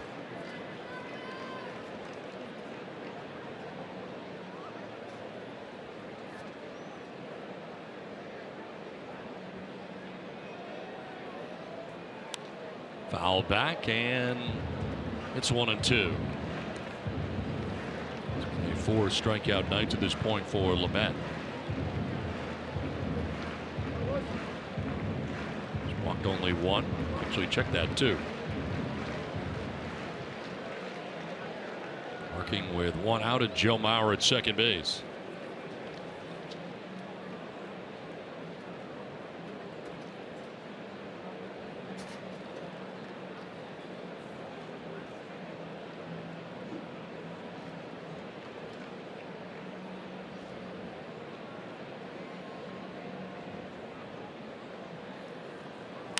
On the ground right side, Aswahe to his left will toss to first for out number 2, but a productive out as Mauer moves over to third base with now 2 down.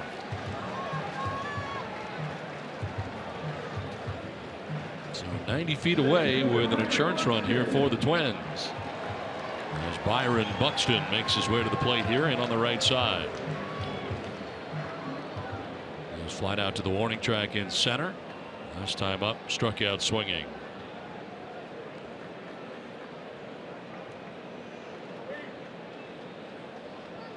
Pitch 80 coming up for Lamet with 2 down here in the last half of the 6th inning.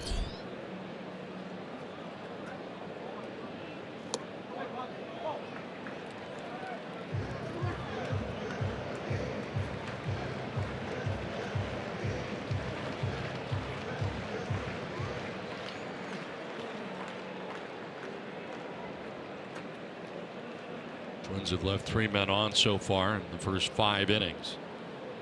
Now Mauer at third with 2 down. Buxton will take the strike to even the count of 1-1. Other side, Urban Santana's now thrown 93 pitches through the first 6 innings. Padres did a pretty good job of driving up his pitch count. Some long at bats tonight for San Diego.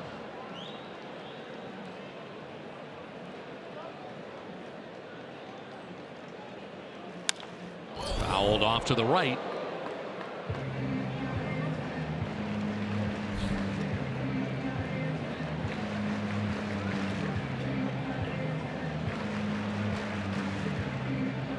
That jumps ahead here 1-2.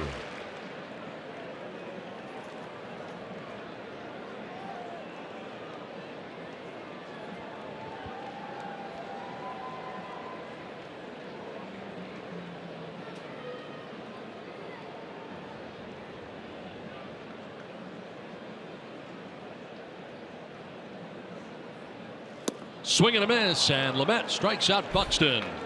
Ends the inning, leaves Joe Mauer at third base to end the 6th inning. Down by way of the K is Byron Buxton. 1-0 Twins.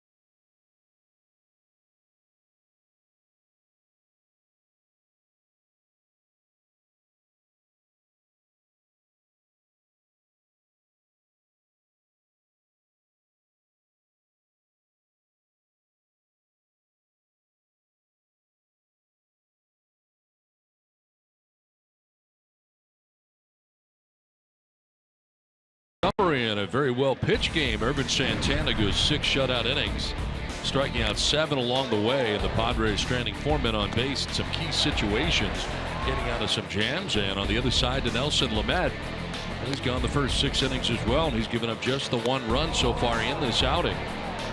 The lone run coming on a wild pitch in the dirt, and then Hedges comes up throwing wildly into left field. And scoring the only run of the game, Eddie Rosario back in the 2nd inning. That has been it. And the Twins, although they just had a very good chance, left Mauer at third base. You see the pitcher comparison in tonight's game. Nelson Lamet and Urban Santana both pitching the first 6. And Santana now gives way to Trevor Hildenberger, who now comes into the game for the Twins. Yeah, this is a good old-fashioned pitcher's duel. Now Paul Molitor turns it over to the pen. And Hildenberger, the two-seamer, the changeup, a slider, about 93. He's got a low 3/4 delivery, his 30th game this season. Pitching change brought to you by El Cajon Ford. And Hector Sanchez, the DH, leads it off. 0 for 2. He's grounded back to the mound and flied out to left. Real different look here from him as he goes down almost to the side. And doesn't throw as hard. Different delivery, very deceptive at times. For a left-handed hitter, I would say, though, it's pretty good to see that arm action coming at you. Oh, then he gets up on top of the fastball there at 92, 93. Paul Molitor's been using him in more of a high leverage situations. When you look at the bullpen for the Twins right now, Matt Belisle, he's closing. Then you got Rogers, Presley, and 8th inning guys, depending on matchups. Hildenberger's been in there in the 7th. He's been there in the 8th in big time situations. Fly ball left field. Rosario back pedaling to make the catch for out number 1. This copyrighted telecast is presented by the authority of the San Diego Padres and may not be reproduced or retransmitted in any form, and the accounts and descriptions of this game may not be disseminated without the express written consent of the San Diego Padres.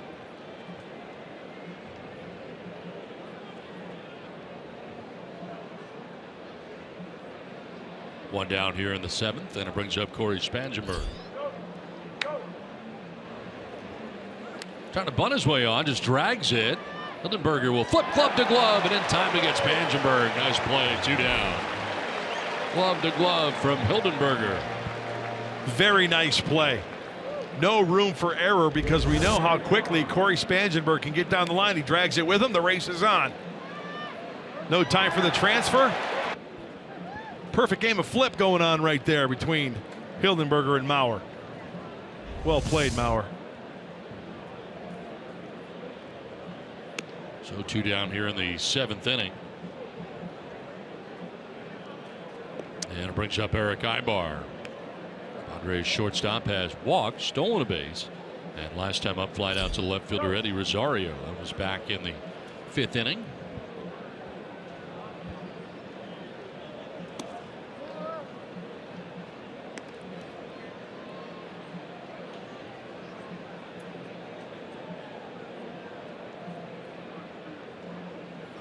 Ibar grounds it down the line at first. Mauer's got it. He'll tag the bag, and it's an easy 1-2-3 inning for Hildenberger. 7th inning stretch from Minnesota. Twins on top 1-0.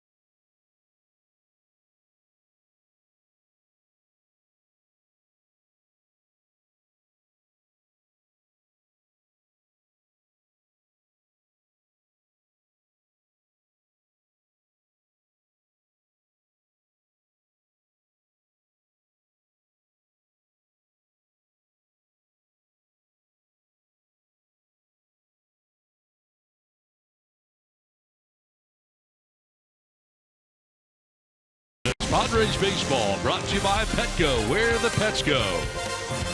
And by Jack in the Box. Come try Jack's new 9-hour slow-cooked brisket burger only at Jack in the Box for a limited time at participating restaurants.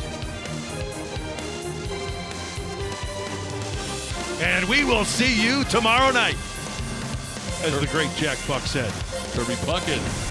7th inning stretch is presented by your San Diego Hyundai dealers. Move along here to the bottom of the 7th inning. Twins fans in a standing room here at Target Field.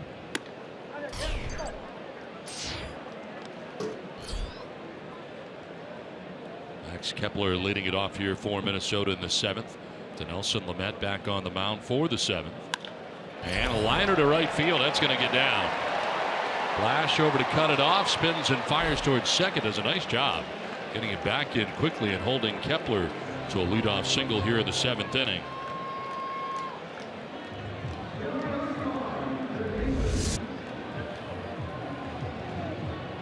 Trying to prevent, as we get late into the game, runners in a scoring position. Spin and throw. Perfectly executed. The one hop to Eric Ibar.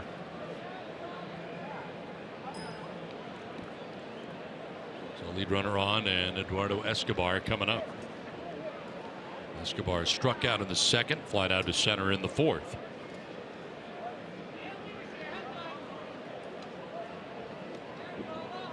Back to the bag at first is Kepler.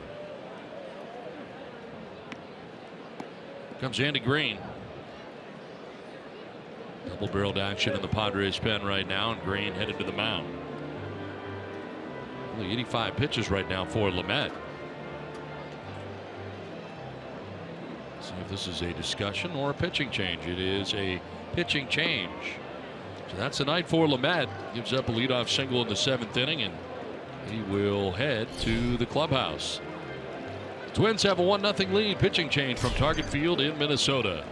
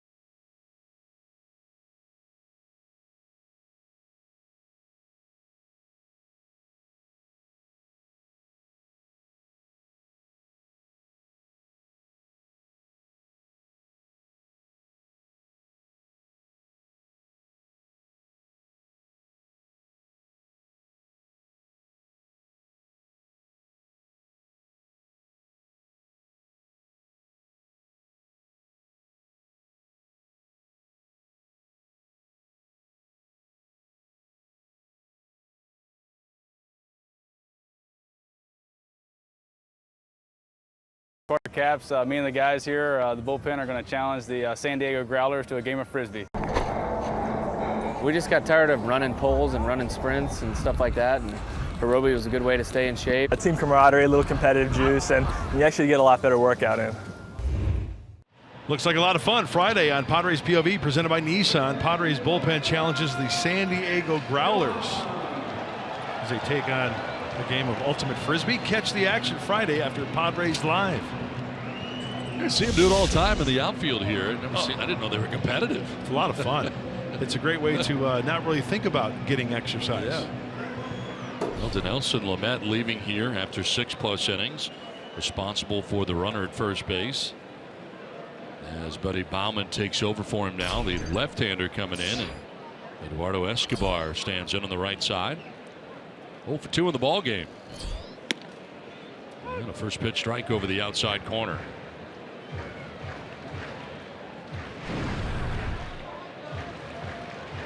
'18th game for the left-hander Buddy Baumann. He's pitched quite well. Very deceiving. Sneaky fast. Has to rely on location though. Grounder back to him. He fell down.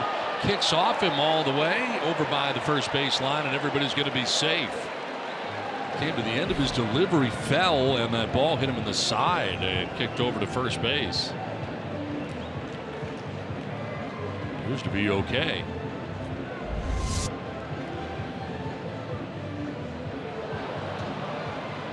This went to plant and ended up going down.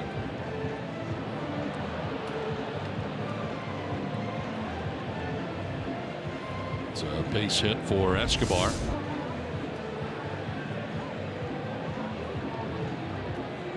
He tweaked his head as he fell down a little bit. Signing out there checking on him.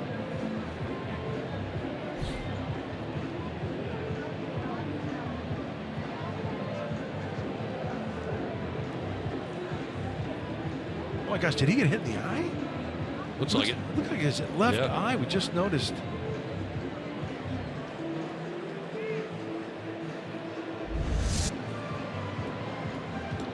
Yep. Oh, he got that off the left eye.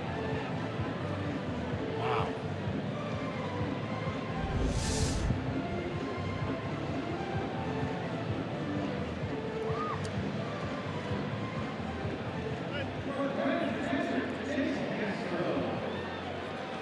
Tell you something, Buddy Bauman's a gamer. He just took a Rawlings Major League Baseball off the left eye socket.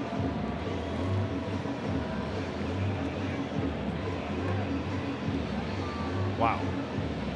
Jason Castro coming up here now for the Twins with runners at first and second. Nobody out, last of the 7th inning. He has struck out and grounded out. He is squaring and look out. That one got him. He will head down to first base. The umpire did not point him in that direction, but he is headed there.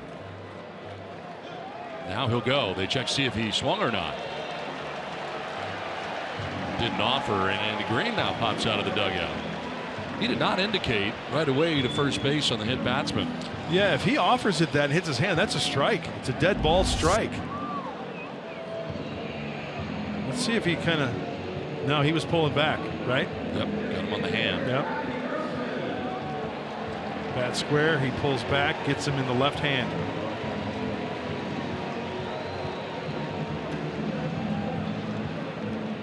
So the hit batter loads the bases. The Padres will bring the infield in all the way around. Robbie Grossman, the batter.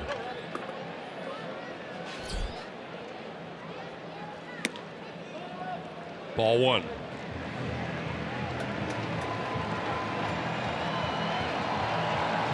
Grossman has put the ball in the air twice, popped out to second in the 3rd, flied out to center in the 5th. Skips in, gets away from Hedges, but nobody's going to try anything. Kepler remains at third base in this bases loaded situation. Kepler at third, Escobar at second, Castro at first. Nobody out here in the bottom of the 7th inning for the Twins. A chance for them to open this up a little bit and give themselves some breathing room.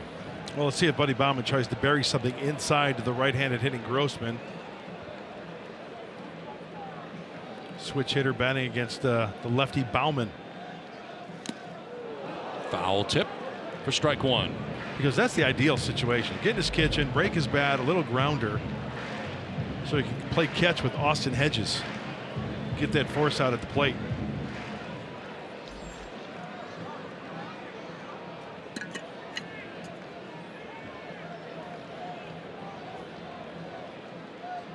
Grossman on the ground is short, coming home is Ibar for one, throw to first for two, double play.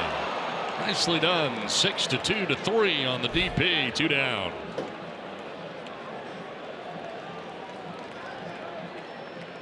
Exactly what the Padres wanted. Why?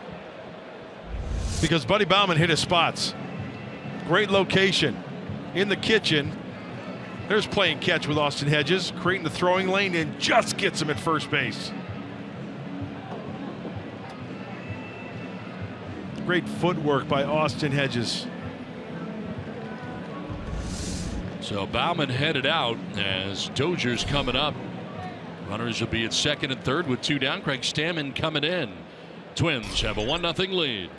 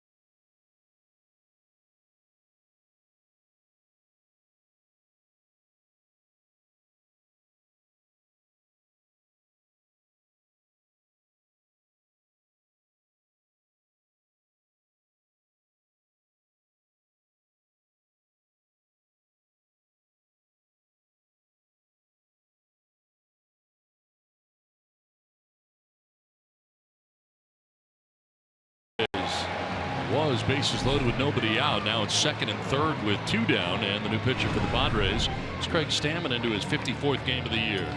Craig has allowed just 3 earned runs in the last 26 games. That's 29 innings since July 5th, and an ERA under 1 at .93. Boy, kudos to Buddy Baumann for getting that grounder to get 2. Now it's up to Craig Stammen to get 1 more out and leave those runners stranded.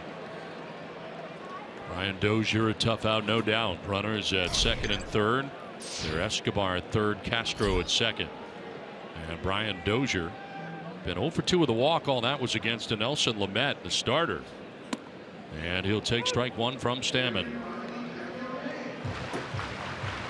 Dozier homered last night, got his 30th home run of the year. Wasn't alone. The Twins homered 7 times. Looks like Buddy Baumann is okay after taking that grounder back off his left eye, just below it, it appeared. Got a big double play, though, grounded into by Robbie Grossman. Dozier will take strike 2. Stammen coming right at him. Fastball there at 92.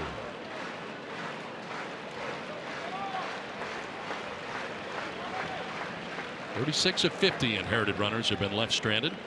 72%. Comes in here, second and third, 2 down.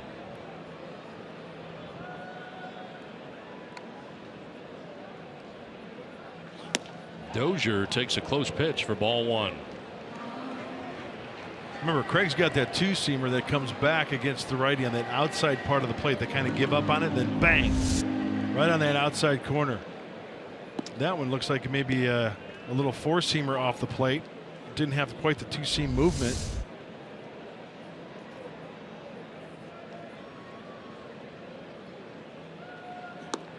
Outside, 2-2.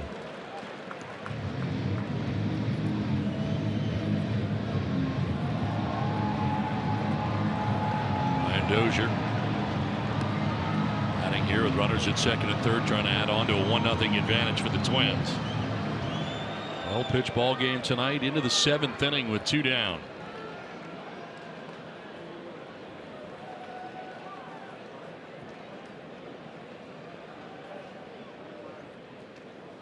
Dozier with a swing and a foul tip gets a piece of Hedges. Stays alive here, 2-2. The bare hand.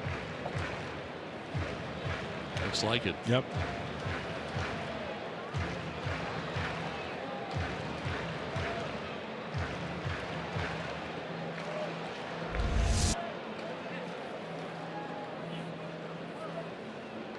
Off the ground and then off the fingers. Got to keep that thumb and your fingers coming your thumb. Keep it in a fist right there. You know, you open your hand like that and get a fingertip.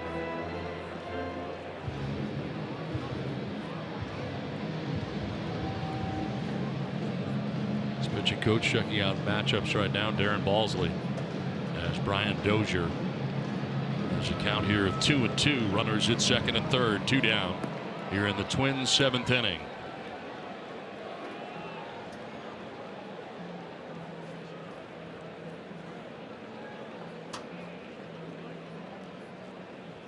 Swing and a miss, and Stammen strikes out Dozier to end the inning.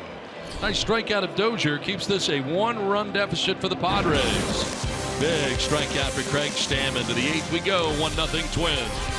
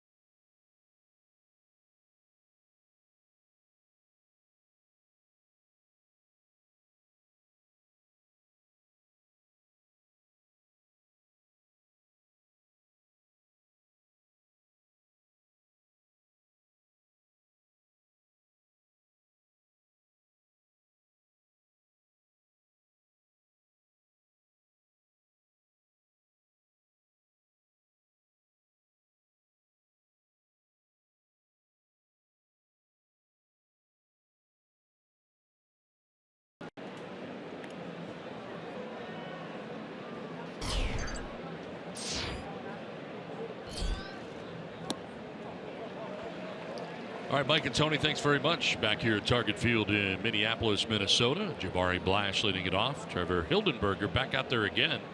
Pitched the 7th at a 1-2-3 inning and turns for the 8th as getting out of a big jam there. Both Buddy Baumann and Craig Stammen doing a good job to keep this a 1-run deficit. You talk about executing pitches. I mean, Buddy Baumann, the left-hander, really gets in the kitchen, makes a good pitch to Kepler to keep that ball on the infield for the 6-2-3 double play, and then Stammen comes in to get to go Dozier to swing and miss. That was a huge inning for the relief corps, picking up Lamet.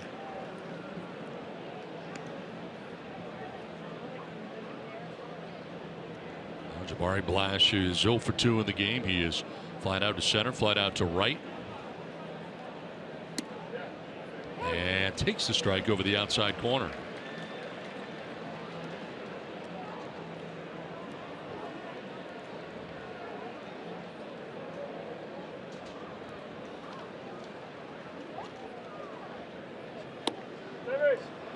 Just off the outside edge that time. Blash now, Hedges next, and then Margot scheduled to bat here in the Padres' 8th inning. Irvin Santana, pitcher of record right now with the first 6 shutout innings for the Twins in the game as Blash strikes out. And the pitch headed in. First strikeout for Hildenberger, 1 down. Hildenberger from the sidearm across his body. He's got that 2-seamer working down, and then he'll work up top with that fastball about 92 or 93. Good movement, takes a little off for the swing and a miss. 4 in a row retired by Hildenberger. 1 down here in the 8th, and it brings up Austin Hedges, 0 for 2. He struck out swinging in the 3rd, then again in the 5th. Both of those were against the starter tonight, Irvin Santana.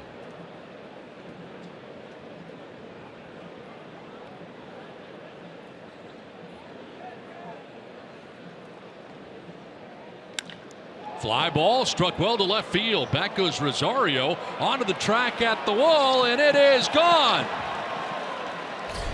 Austin Hedges with a home run to tie the game with 1 swing of the bat. Hedges with his 17th.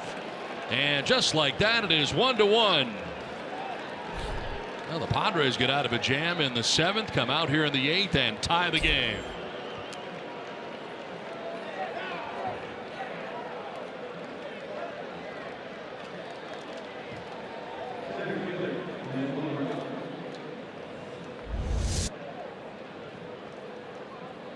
Soft breaking ball out in front of it, gets under it, but sends it on its way and gets out of here just enough. That ball go in the planter and go over into the in the stands. Thought it landed in the stands. Yeah.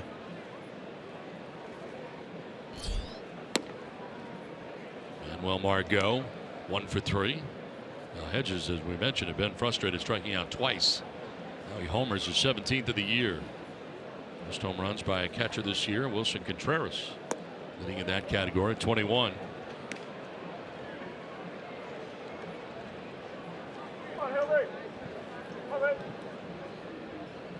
Margot with a single to right field his last time up. And now a walk with 1 out. So down to first goes Margot. And here comes Paul Molitor. He's had Taylor Rogers, left-hander, warming in the pen. Looks like he's going to make a pitching change here. Hildenberger has relinquished the lead. It's now tied here, 1-1. Padres and Twins, the pitching change from Target Field in Minnesota.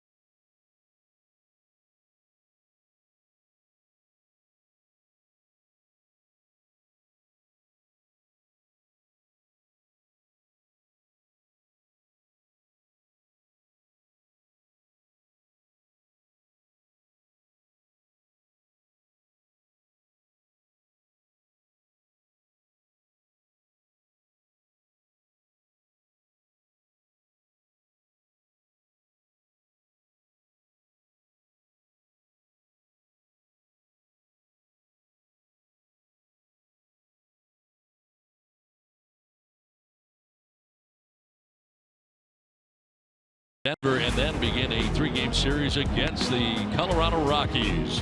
Clayton Richard looking for his 8th win of the year, a 4.78 earned run average. He'll be matched up against Tyler Chatwood, also looking for his 8th win of the year, a 4.70 earned run average. Get you started at 5 p.m. Padres and Rockies from Coors Field. Austin Hedges has just tied this game 1-1 with a solo shot. His 17th home run of the year.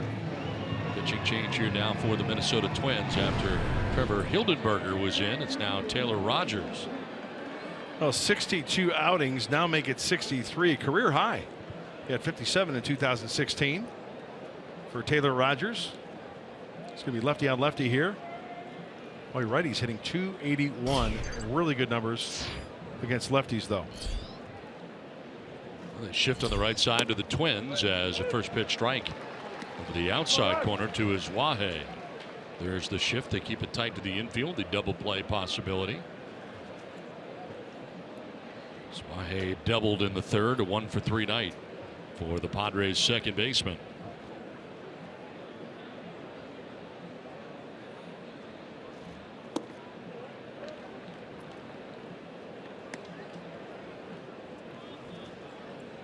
A lot of sinkers and curveballs from Taylor Rogers.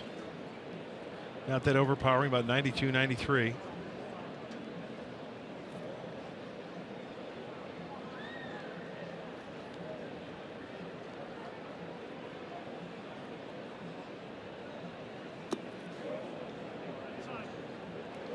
Bounced it for ball 2. Last struck out to begin the inning. Hedges with a home run to left field, tie the game. And the walk by Manuel Margot. Hildenberger leaves. Rogers comes in.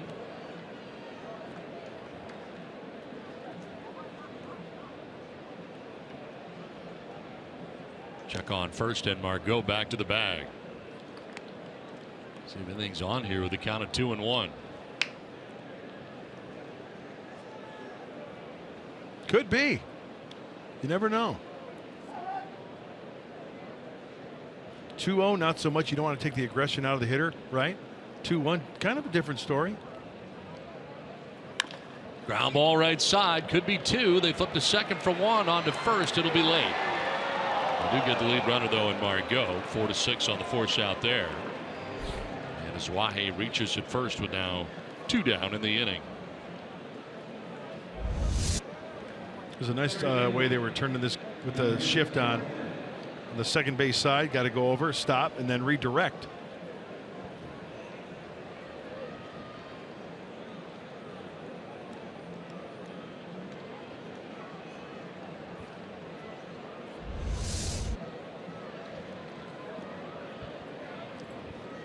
Yangervis Solarte, the batter, with 2 down, and Carlos Wahe at first base.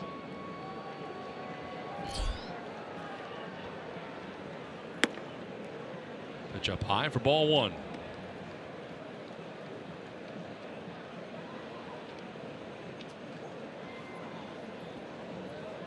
Solarte has grounded out twice to first and fly to right.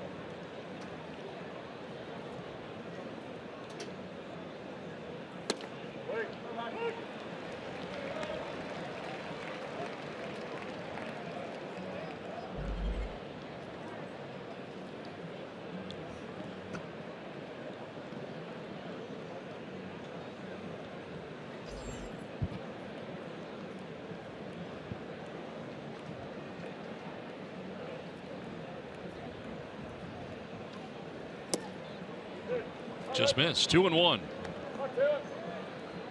the Padres have tied it up here in the top half of the 8th inning, 1-1.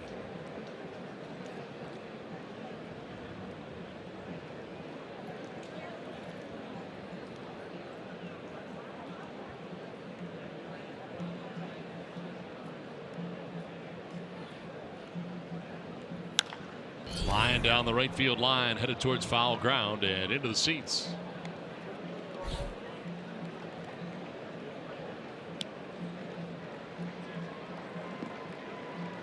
Two balls, 2 strikes to Yangervis Solarte with 2 down here in the 8th. Moving ahead to the bottom of the 8th inning, it'll be Maurer Polanco and Rosario 2, 3, and 4 expected for Minnesota. And what right now is a 1-1 ball game. The Twins have had some chances to add to their lead, but could not. Solarte lines it into right field for a base hit. Asuaje's on his horse, headed for third, and he will get there on the base hit to right field for Solarte. And it's now first and third with 2 down here in the Padres' 8th. Nice job there for Solarte. That's clutch hitting, and that's taking the ball exactly where it was pitched, not over swinging, realizing that the Padres need some clutch hits with 2 outs and base runners if they're going to do anything. Stay on it, shorten up on the backside, and Asuaje can cruise over to third base. Lil Sweet getting on his horse. Now the pitching change here again for Paul Molitor. It is 1-1 from Minnesota. The Padres are threatening, though. Pitching change, 1-1.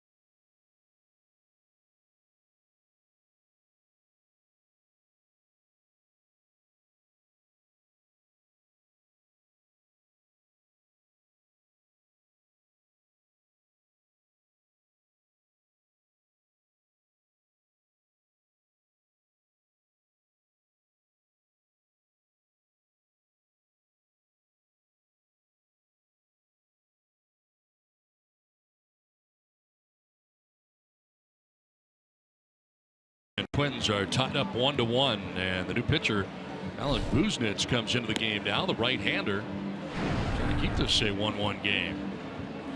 Well, the Padres got some 2-out thunder going on here with the meat of the order coming up against the right-hander. Got to make something happen right here. Clutch hits. And you got Will Myers coming up. So here we go. Will had a double back in the second inning and struck out twice against Irvin Santana, once in the fourth and once in the sixth inning, both times swinging.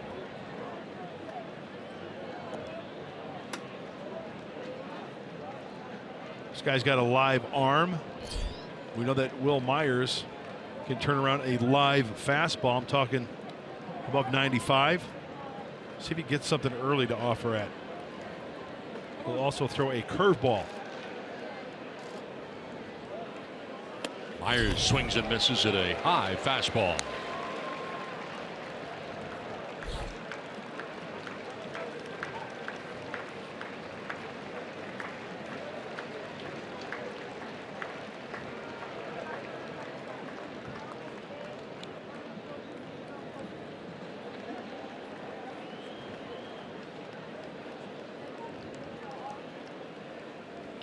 On the ground, foul just outside the bag at third, and now Buznitz ahead in the count, 0-2. The bullpen has had its troubles this year for the Twins. Highest ERA among American League relievers at 4.52. Tigers last in that category, the Oakland A's, and then the Twins. Yeah, if you're going to bridge that gap to your closer in close games, that's crucial. We all know that.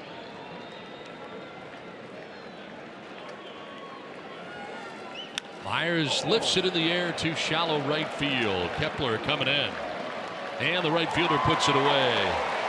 Well, a home run to tie the game 1-1. Austin Hedges with his 17th of the year hits it to left, and ties it up between the Twins and the Padres. Deadlocked at 1. Back with the bottom of the 8th after this.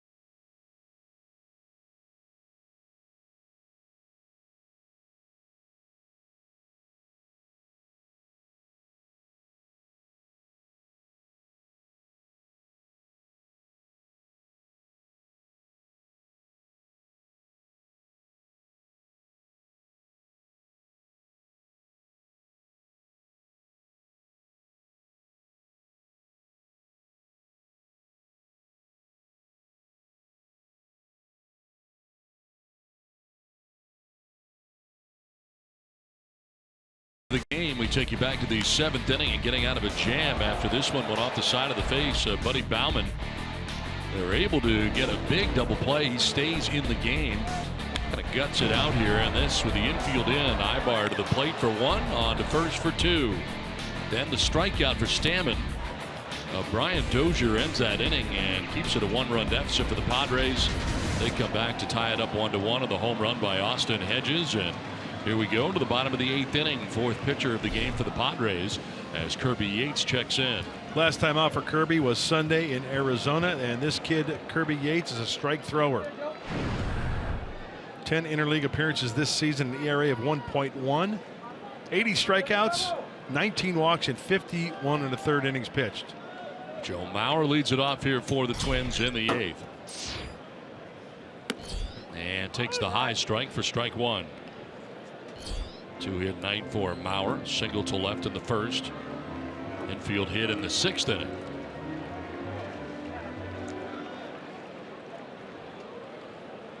Five hits tonight for the Padres, 6 for the Twins.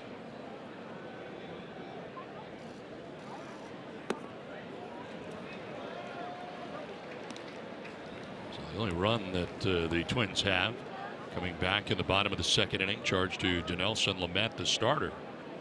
No longer part of the decision. He had been on the hook. So the home run by Austin Hedges tied this game 1-1.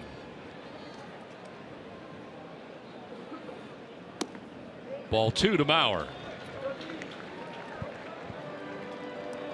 Remember, Kirby, a 3-pitch pitcher. He's got the fastball, he's got that slider, and that nasty split finger fastball that he throws. He's put together quite a year.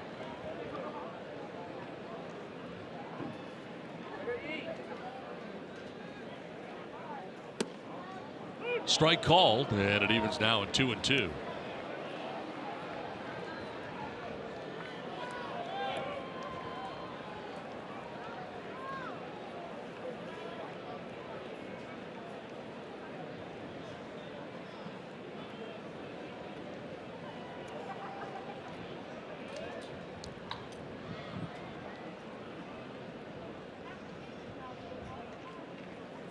Swing and a miss, and Mauer strikes out for the first out here in the bottom of the 8th. Yates comes back to get him. He wants the fastball in. This ball leaks a little bit outer third, but Mauer swing and a miss. Late. So one down here in the 8th inning brings up Jorge Polanco.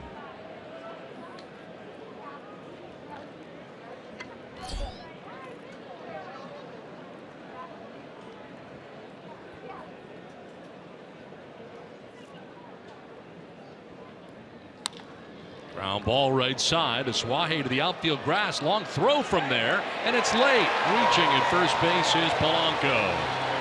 He ended up so far in shallow right field and really off balance. Going off his back foot, couldn't get it there in time. Yeah, getting there, gloving it, and then spinning and throwing to get something on it.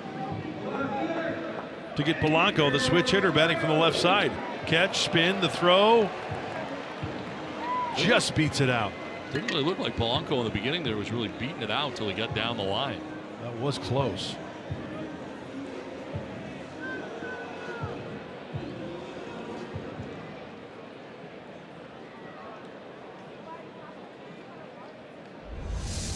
So a 1-out single for Polanco. Eddie Rosario now standing in.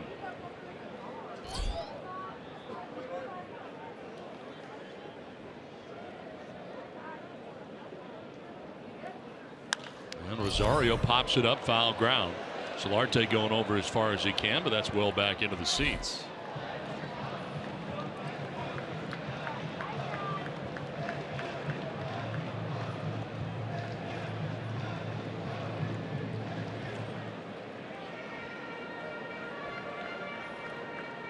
One out, Polanco at first base.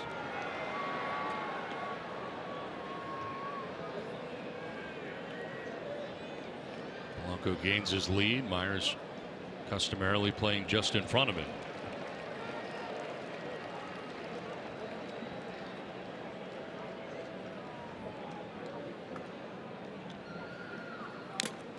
Fouled off the catcher, Austin Hedges. 0-2.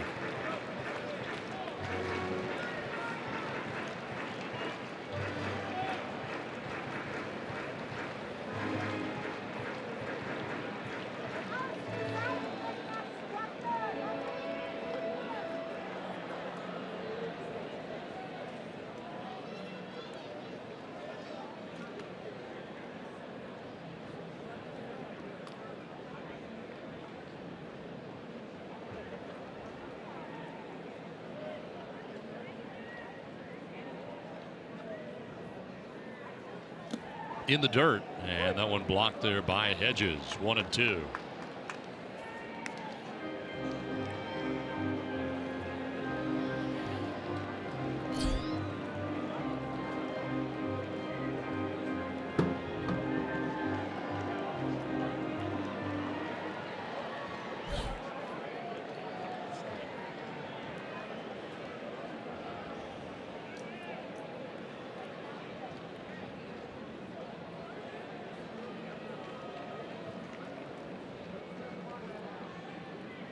Throw to first and back safely is Polanco.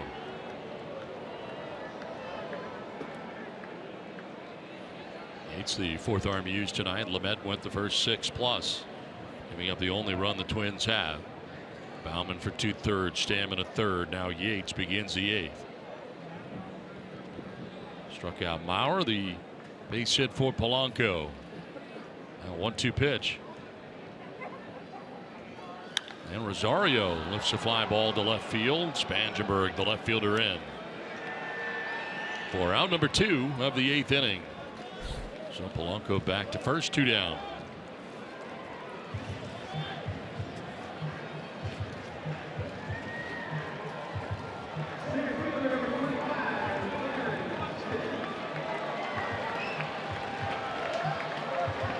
Two down. Polanco at first and brings up Byron Buxton. 0-for-3 tonight. He's flied out to the warning track in center and then struck out twice. All that was against the Padres starter tonight, to Nelson Lamet.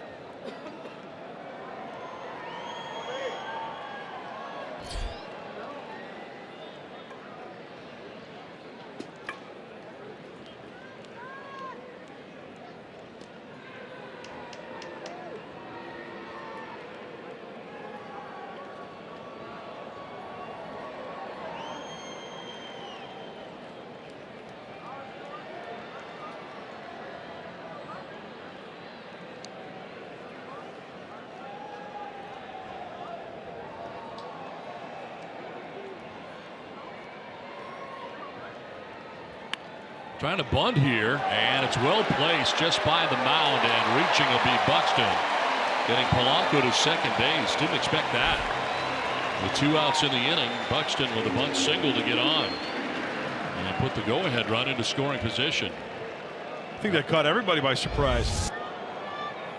The late square, he popped it up, but Kirby Yates, no chance he's going to get it. No chance the left side of the infield's going to get it.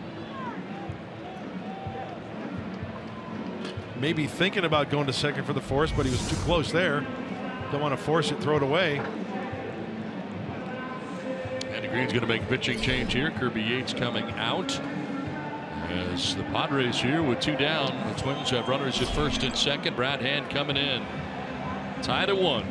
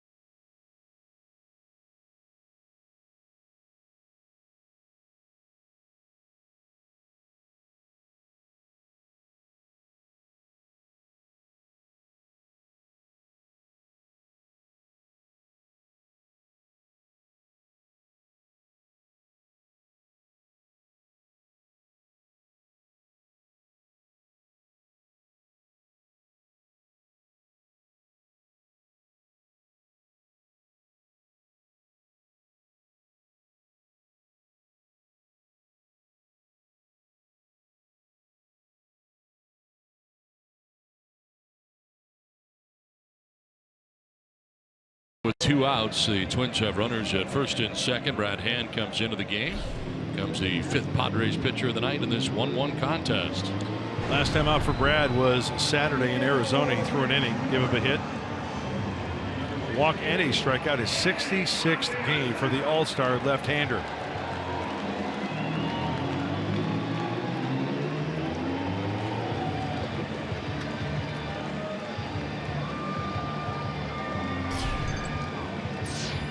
Adrianza going to pinch hit here. Adrianza. 269, 2 homers, 23 runs batted in. Started in last night's game.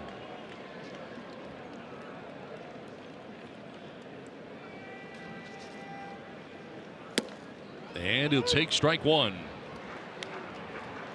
We've seen Brad Hand used in this situation many times over now. Doesn't matter when it is in the game. It's a big out. Eddie Green needs it. He's going to go get Brad Hand. It's been a while, as I mentioned, since he's pitched, so he should be fresh and ready to go. Mentioned earlier, he's from Chaska, Minnesota, nearby Chaska, Minnesota, and pitching here against the Twins.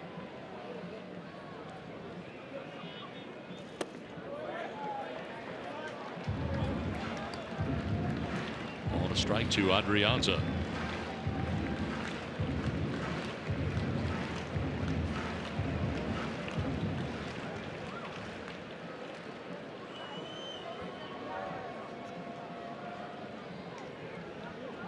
Polanco at second, Buxton at first, 2 down. Here in the 8th, tied at 1.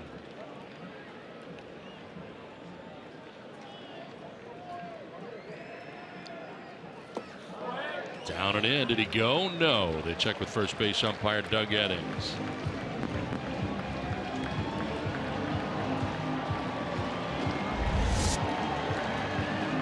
Our booth umpire says, I said he did not go.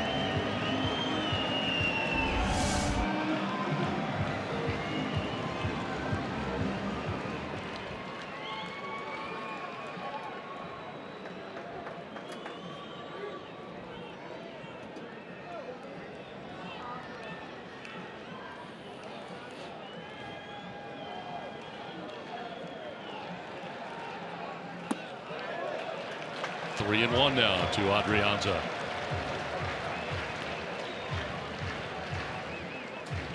Kirby Yates departs, responsible for Polanco at second, Buxton at first, with 2 down here in the bottom of the 8th. Twins have left 6 men on. 2 in scoring position last inning.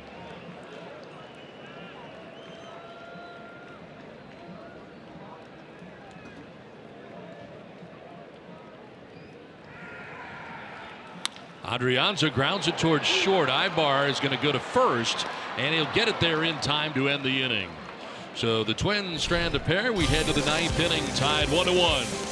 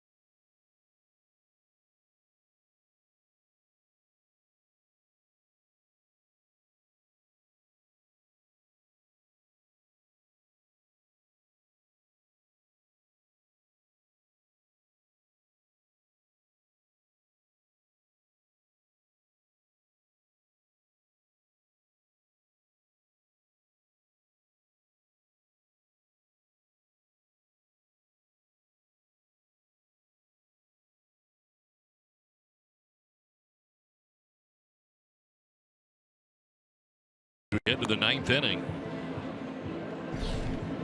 Alan Buznitz back on the mound again for the Twins. He finished off the 8th, back out there for the 9th inning.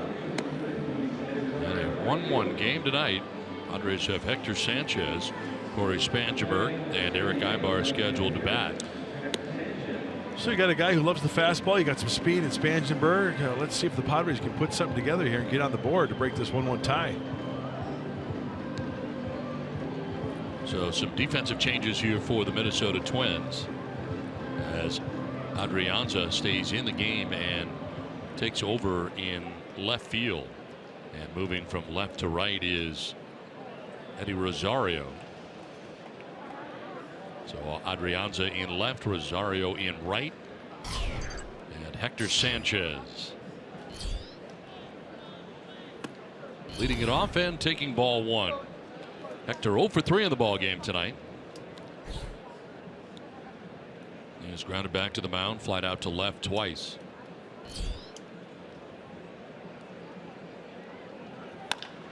Fly ball center field. Buxton had started back, now coming in, and it's going to fall. So Sanchez reaches on a fly ball to center field that fooled Buxton. He started back in center, ended up coming on and being late, and it lands on the lawn in short center. This could be a huge break for San Diego because this ball is hit, and look at Buxton. Late break. You know, that ball, we hear it so many times from players that have played center field. That one straight up or that line drive right at you. Tough to gauge. Well, Jose Pirela's going to run at first base. Not been able to swing a bat yet after having the stitches and the webbing between his pinky and ring finger on his left hand on the slide that he made in Arizona earlier in this trip. Jammed that finger, but also needed stitches. But he can run, and he is pinch running at first base for Hector Sanchez. Held on over there by Maurer, and they'll check on him right away.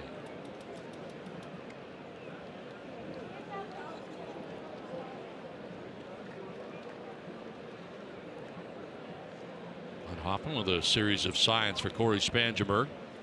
0 for 3 in the ball game tonight. He has struck out and grounded out twice. Ooh. Pretty good pitch there.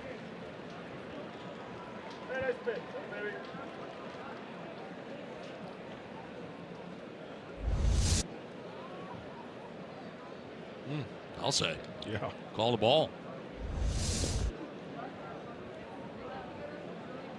Works to the advantage of Corey, that's for sure.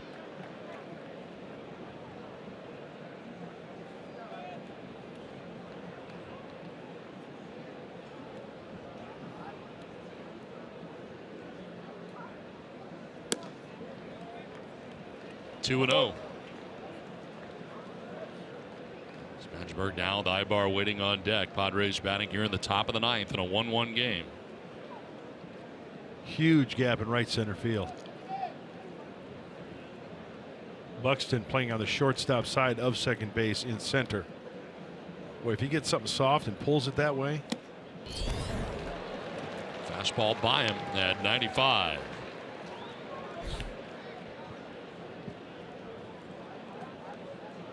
There's that gap I'm talking about right there. Get an off-speed pitch over the plate. He makes a mistake, speeds up his bat. Run for days.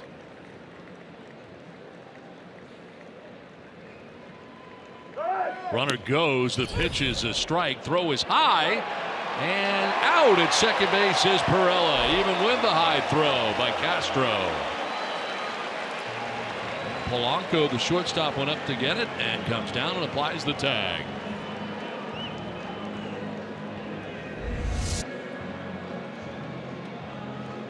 Well, a fastball, he got a great pitch to handle, but just got under it a little bit, got him on the left foot just before he reaches the bag. That was a pretty good pitch to swing at. Looked like a fastball right down the middle. So 2-2 count down to Spangenberg. And he'll foul it off. Stays alive here, 2-2.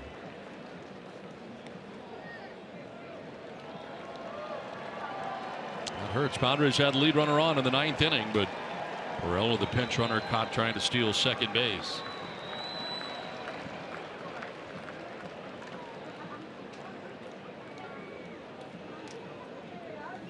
Spangenberg sends one to right field. That'll get in for a base hit. That really highlights the caught stealing right there. If he gets in, Padres may have a lead right now. But as it stands, a one-out single for Corey Spangenberg. Looks like Corey fought something off there on the inside part of the plate. He wanted up and away. Boy, that leaks middle in. That's hitting a mistake.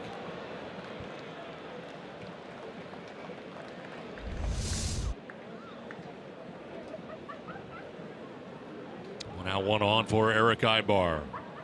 Walked in, stole a base in the second. Fly to the left in the fifth, grounded out in the seventh. Go to first, and Spangenberg was leaning in the wrong direction initially. Been able to get back.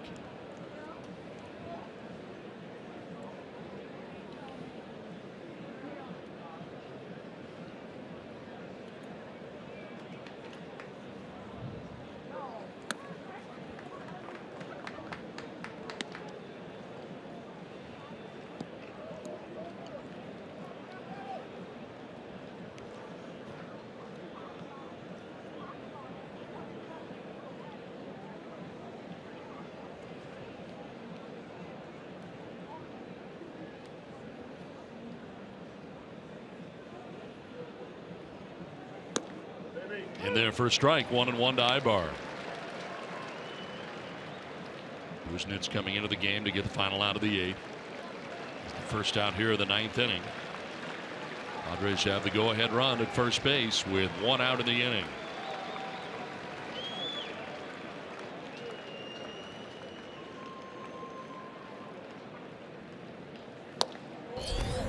Ball 2, 2-1.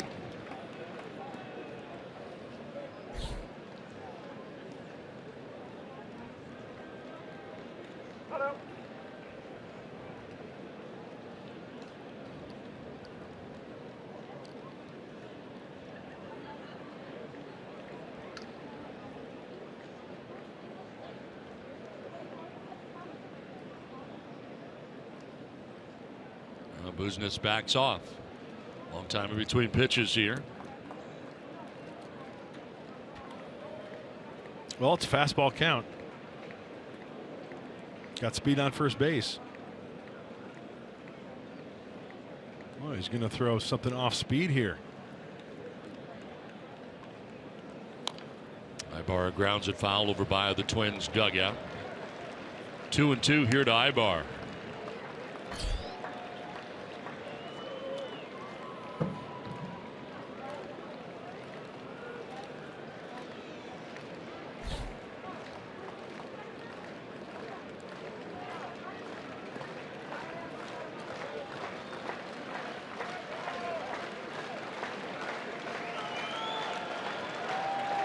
Good old-fashioned fastball coming your way right here. Ibarra fouls it off, stays alive here, 2-2 on the 96-mile-an-hour fastball.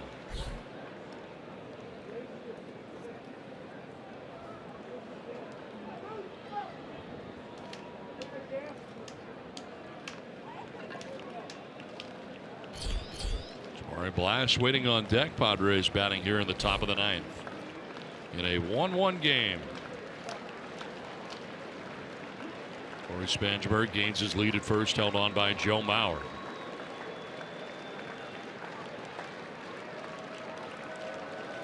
Ibar fights it off, foul. Will do it again, 2-2.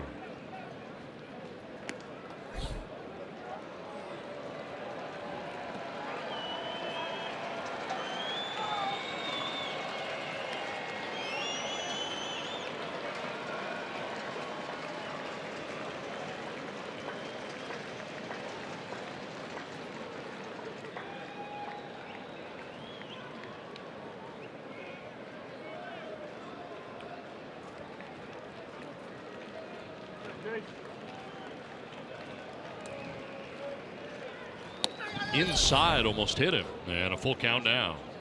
Ibar had to do a dance to get out of the way. Did you hear Eric on that? Trying to skip rope, get out of the way. Yes. Thought he was going to get hit. Oh, anticipating that fastball down by the knees.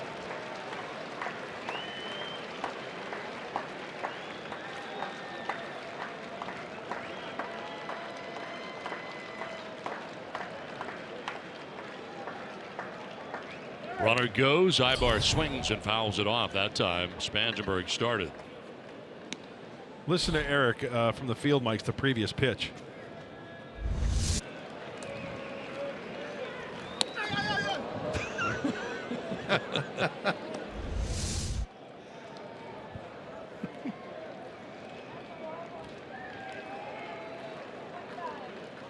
In this situation as a pitcher, I always like to, possible running. He went on that last one, hold it for a long time. Oof. They get a little antsy, right? Hold, maybe even to the point to where the hitter calls timeout. You might get a runner over there that gets just a little too antsy, a little too froggy over there, and start early.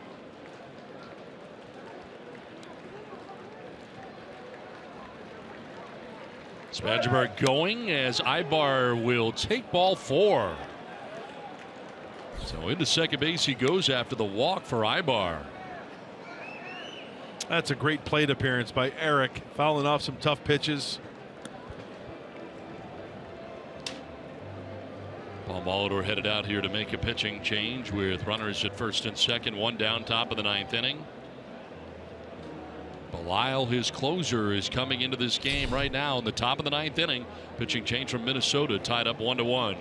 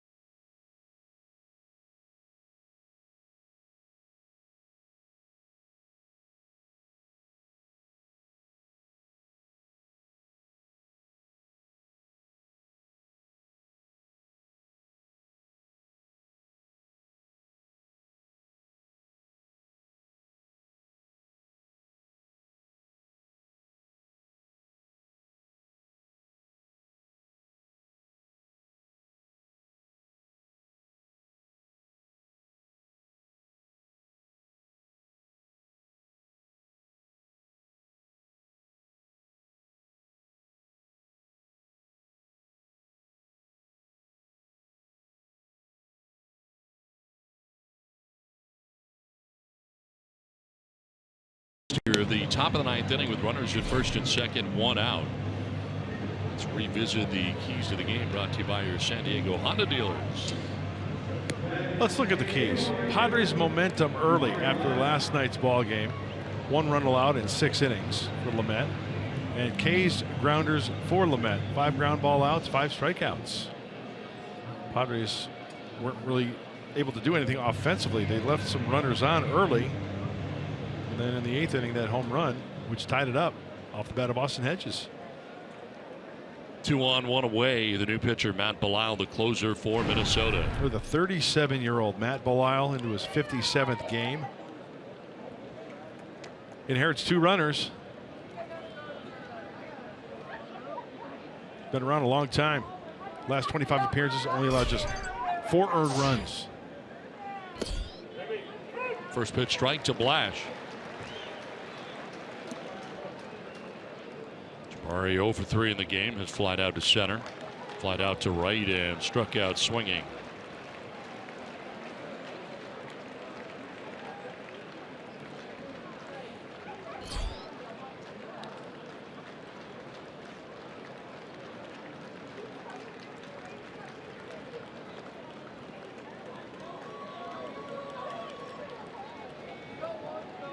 Shooting in from second base was Dozier.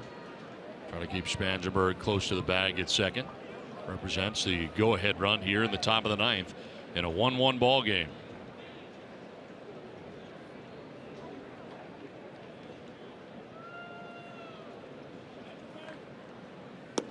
Blash will take ball 1. 2 breaking balls to Jabari.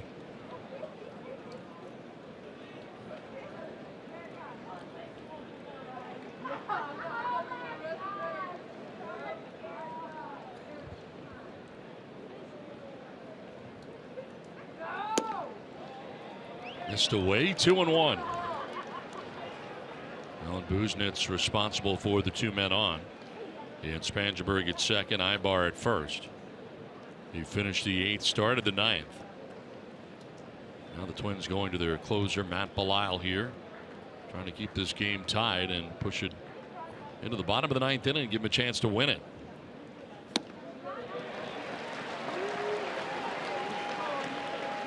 Two and 2 now to Blash. Went back to the slider.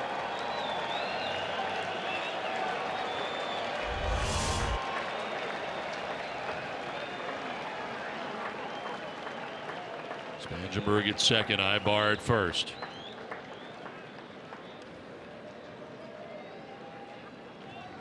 Blash hits a fly ball to center field. Buxton out there waiting. And he makes the catch for out number 2. No advance for the base runners.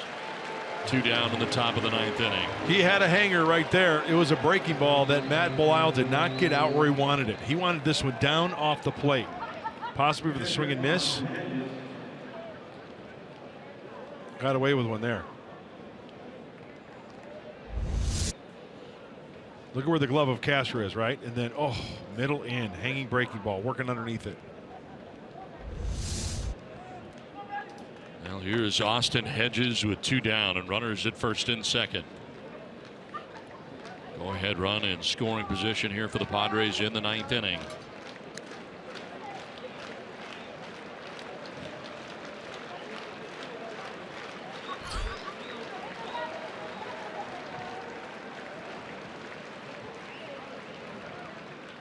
Swing and a miss. Breaking ball again.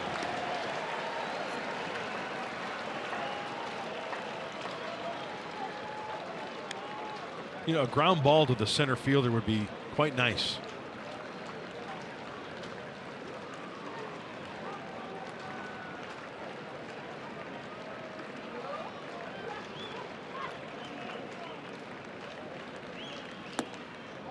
Picked on the backhand by Castro to even the count at 1-1.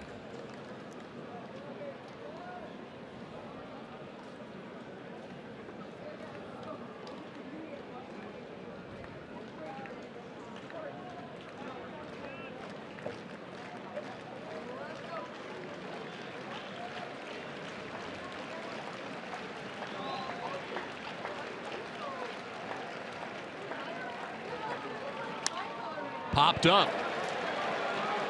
In a shallow center, Buxton coming in, and that will end the top of the 9th inning. Padres strand a pair. Twins are coming up tied 1-1.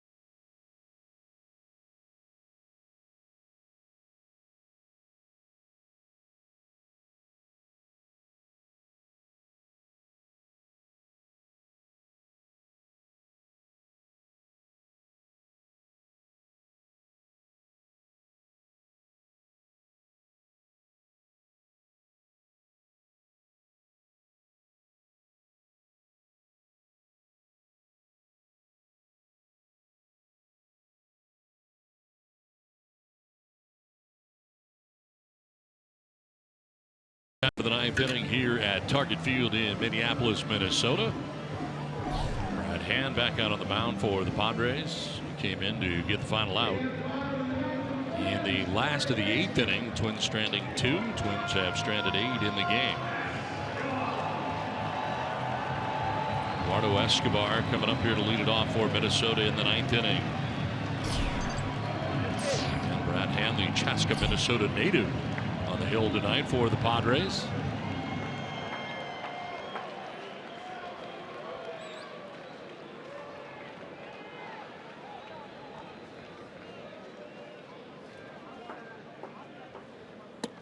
Escobar takes strike 1. Struck out in the 2nd, flied out to center in the 4th. Infield hit in the 7th inning. Hitting 325 in the last 10 games. Check swing. Looked like he may have gone around. No. Says Doug Innings, first base umpire. I think our booth umpire may disagree. I'd have to take another look at it. I really couldn't tell from that angle. So I love this angle here. The ball's coming as the bat's crossing the plate. I think that's a go. I thought he went. He makes contact with that. That's a dribbler to the right side.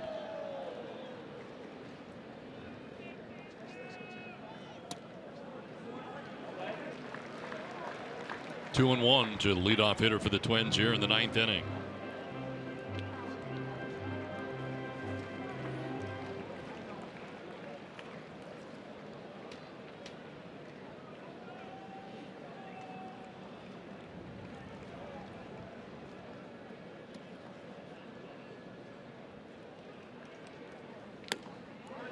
Ball 3, 3-1.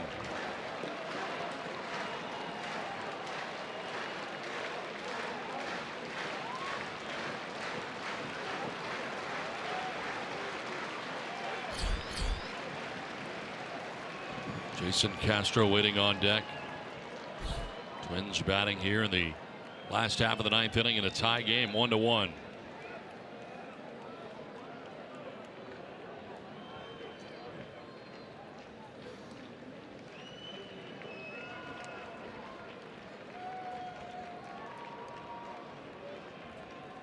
Escobar grounds it left side towards shortstop Ibar. Goes on the run and in time to get him at first base. One down in the 9th inning.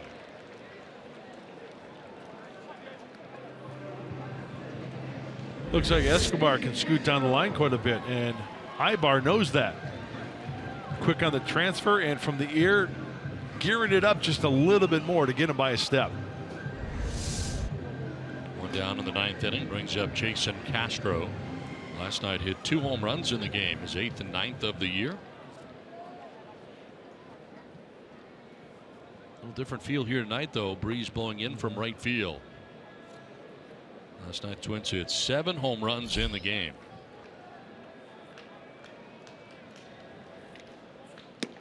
Castro takes strike 1.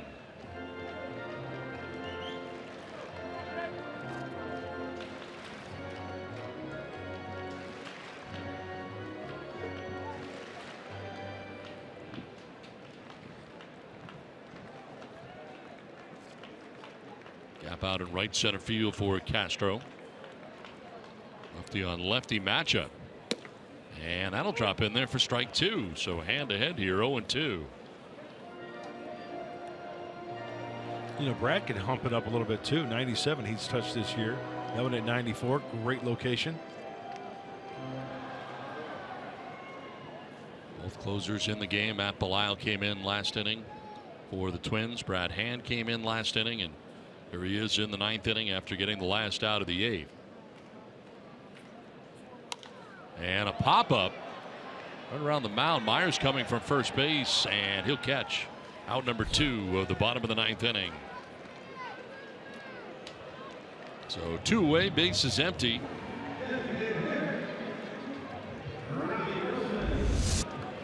Lefty on lefty, that breaking ball, and he has to go down and one-hands it. You see how frustrated he is. The flip of the bat towards the on-deck circle. Brad Hand wants to take charge. Will Myers calls him off. So 2 down here in the 9th inning, and here is Robbie Grossman, the DH.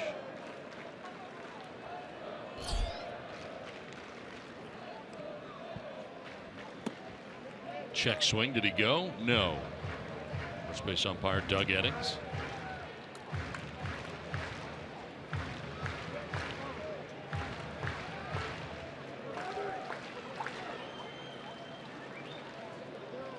Robbie Grossman 0 for 3 from his number 9 spot in the order, the Twins DH.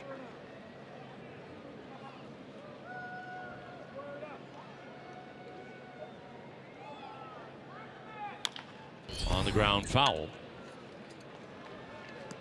Evens up here at 1-1 to Grossman. Top of the order, Brian Dozier waiting on deck, but there are 2 outs here in the 9th inning.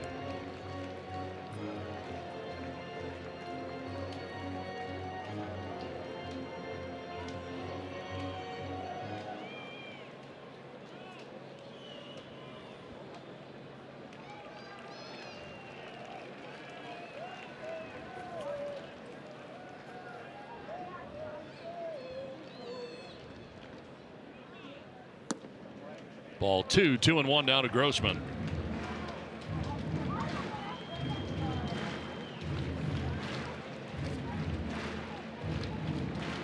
Tight one tonight. Both bullpens pitching well in this game. Bauman, Stammen, Yates, all shutout performances tonight, leading to Brad Hand. He's retired all 3 Twins he's faced so far since coming into the game.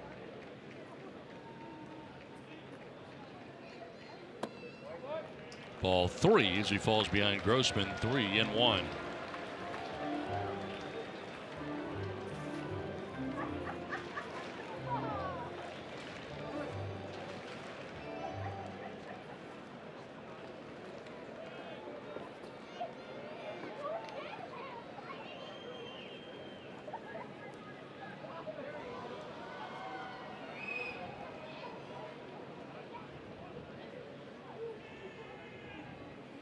Grossman fouls it off down the right field line, out of play. So full count now to Grossman. And Brian Dozier waiting on deck if we get that far.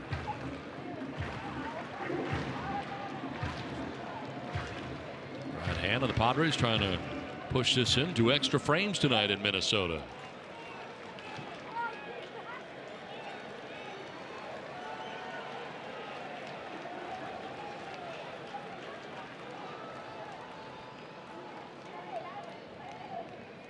Swung on and missed. Grossman strikes out. Hand has a 1-2-3 ninth. And we are headed for bonus baseball tonight in Minnesota. Coming up, Manuel Margot is going to lead it off for the Padres in the top of the 10th inning. Game tied 1-1 from Target Field in Minneapolis.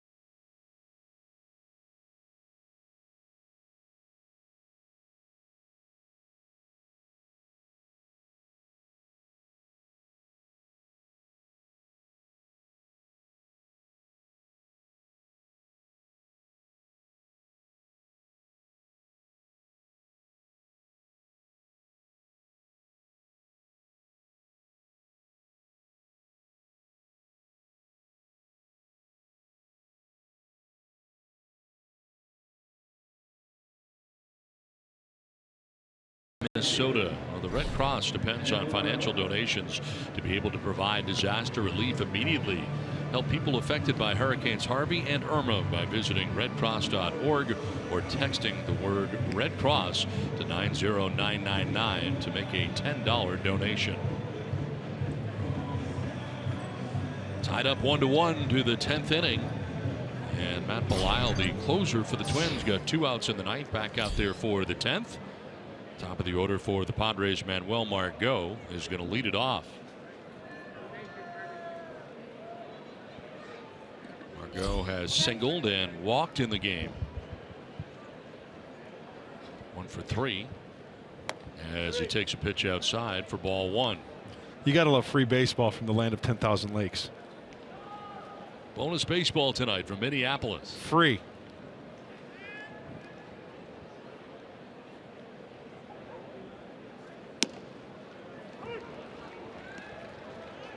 Margot, Aswahe, and Solarte scheduled to bat in the inning. Anybody gets on, Will Myers will have a chance.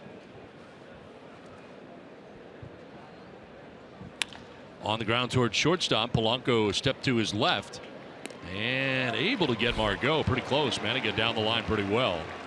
But he's out number 1 of the 10th inning. That's some good hustle right there by Manuel. Put the pressure on the defense. Little bobble here. Maybe on the transfer. Go Margot. Multi-hit Manny. Trying to get aboard. 1 down here in the 10th, and it brings up Carlos Aswahe.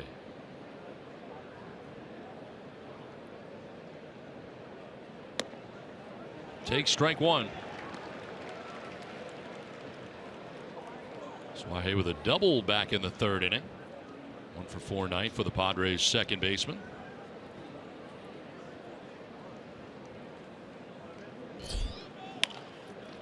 One hopper headed to second, and Dozier.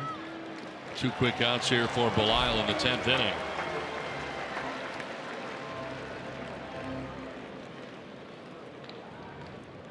We'll bring up Yangervis Solarte. You know, I got to say, these Twins uniforms. You like them? They're ranked up there, one of the tops for me. I love that script. I love the cream with the pinstripes. Going straight Harmon Killebrew. Tony Oliva. Love it. Definitely old school. I think it's a great look. Great logo, the TC.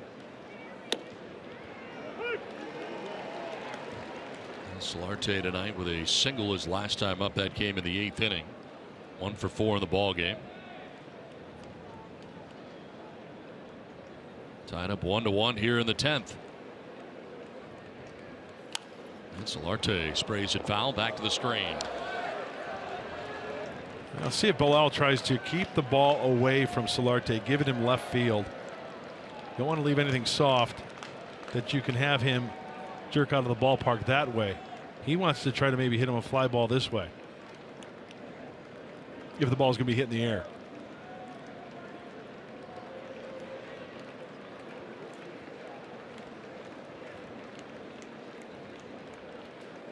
Solarte lifts a fly ball to right field, but playable out there for Rosario.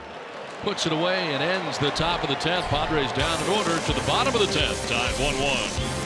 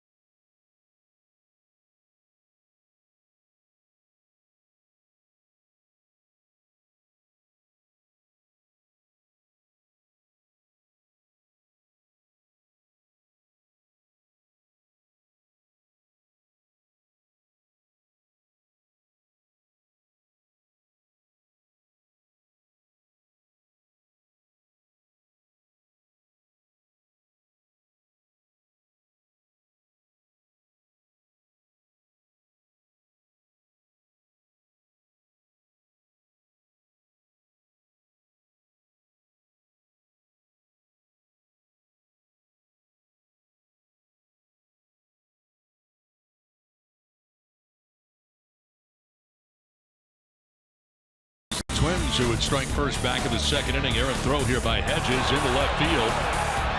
And scoring was Eddie Rosario to give the Twins a 1-0 lead. They would threaten again late, as this one off the face actually of the pitcher, Buddy Baumann. Stayed in the game. They'll get a key double play from the plate to first base. And then Austin Hedges would tie the score 1-1 with a home run in the top of the 8th inning. And the Padres and Twins are tied 1-1 to the bottom of the 10th. Phil Maton comes into this tie game in the bottom of the 10th inning after an inning and a third from Brad Hand. Extra innings on the road, tie ball game, and this is a high leverage situation for Phil Maton. His 40th game. Talk about a guy learning on the fly at the big league level. He's had some good outings. Part of the maturation process for Phil Maton. He's got the high fastball, throws the breaking ball, and mixes in a changeup. Ryan Dozier to lead it off here for the Twins in the bottom of the 10th inning.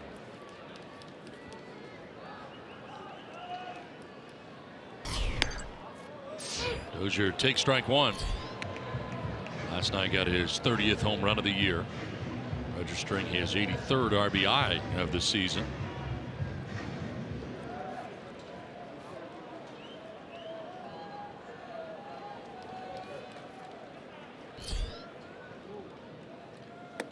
Breaking ball, and that'll miss inside.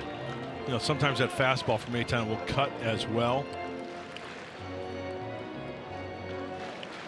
Doesn't throw a lot of changeups, but he has thrown one before.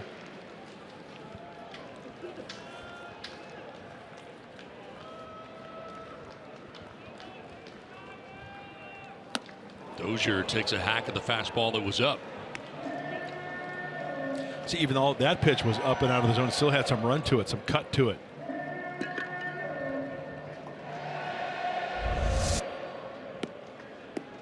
Just a little bit. And that's all it takes to avoid the sweet spot.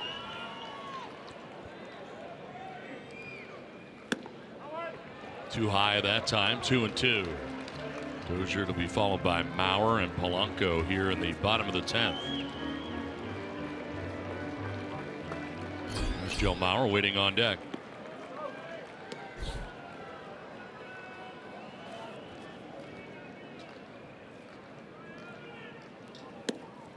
Nasty pitch and in there for strike 3. It froze Dozier on the breaking ball. Out number 1 of the 10th inning by way of the K.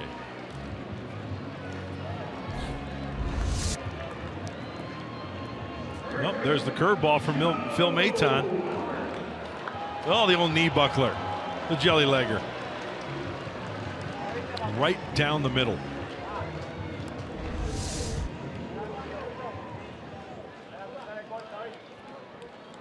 So 1 down here in the 10th inning, and it brings up Joe Mauer.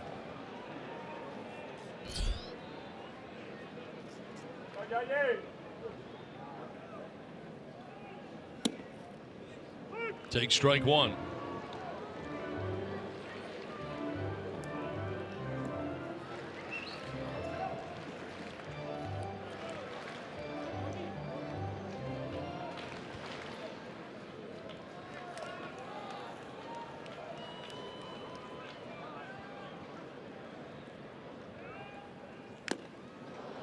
Foul that one off of Hedges, and it is 0-2.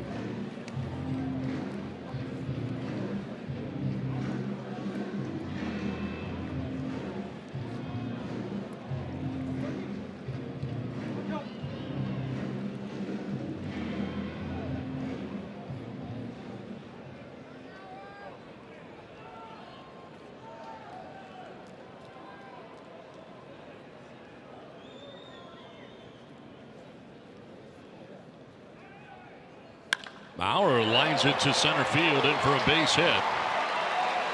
Ringing single to center for Joe Mauer with 1 out in the 10th inning.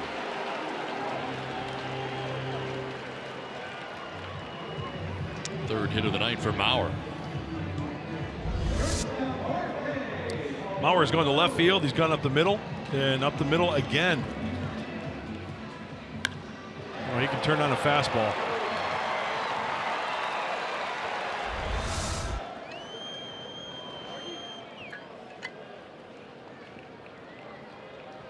Jorge Polanco, 1 out, 1 on. Polanco, 2 hits tonight, single to center, infield hit to second base.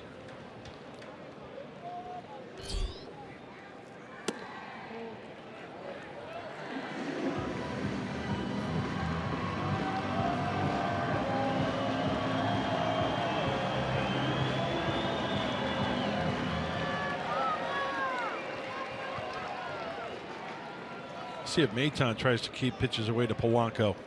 Margot on the shortstop side of second base and center field. Nothing to pull down in that right field corner.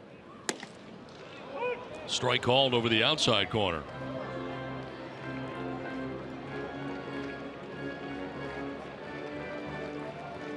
Be interesting to see if Maton does like to throw that breaking ball, that curveball of his.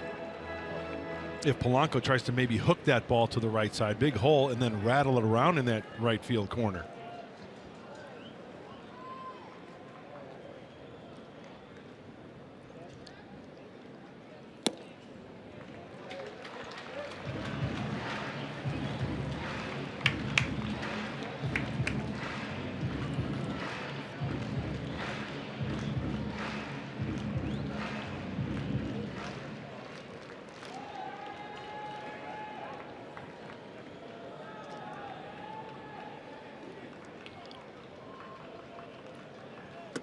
Outside for ball 3 now.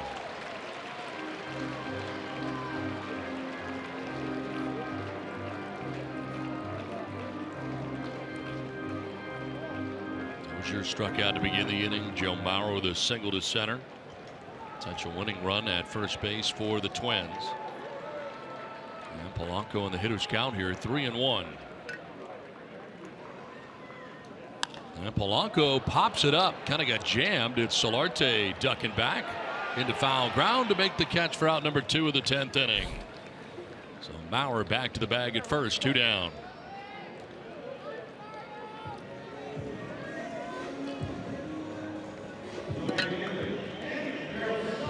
Brings up Eddie Rosario.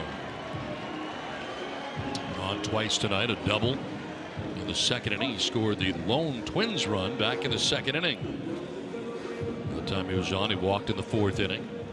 Otherwise, grounding out, flying out. Left fielder for the Twins. Started the game in left, now in right field.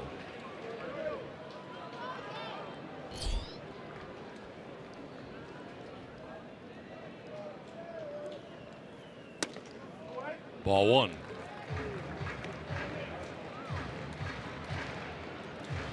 You know, in games like this, the extra frames, a lot of times guys, they want to be the hero, right? You start to overswing maybe a little bit. You want to be the guy to hit one out. That could work against you.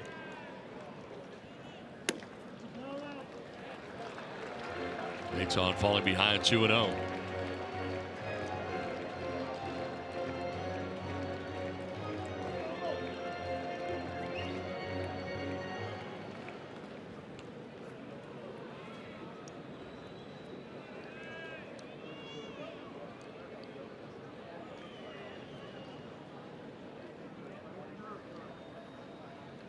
Rosario to deep right field, down the line towards the pole, going to be close, and it is gone. 2-run home run, walk-off home run for Eddie Rosario. Right down the line, and the first base umpire Doug Eddings watched it leave. And the Twins walk it off here tonight in the 10th inning.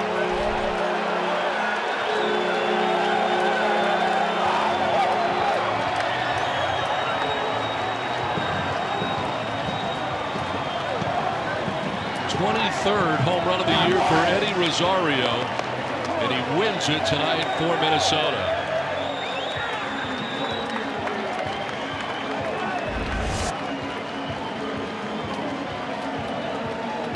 He wanted the fastball in, he threw it in, and Rosario kept it fair.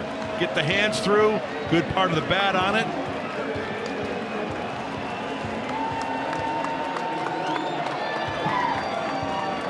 Just inside the pole down the right field line, and he and his teammates can celebrate as the Twins walk it off tonight at Target Field.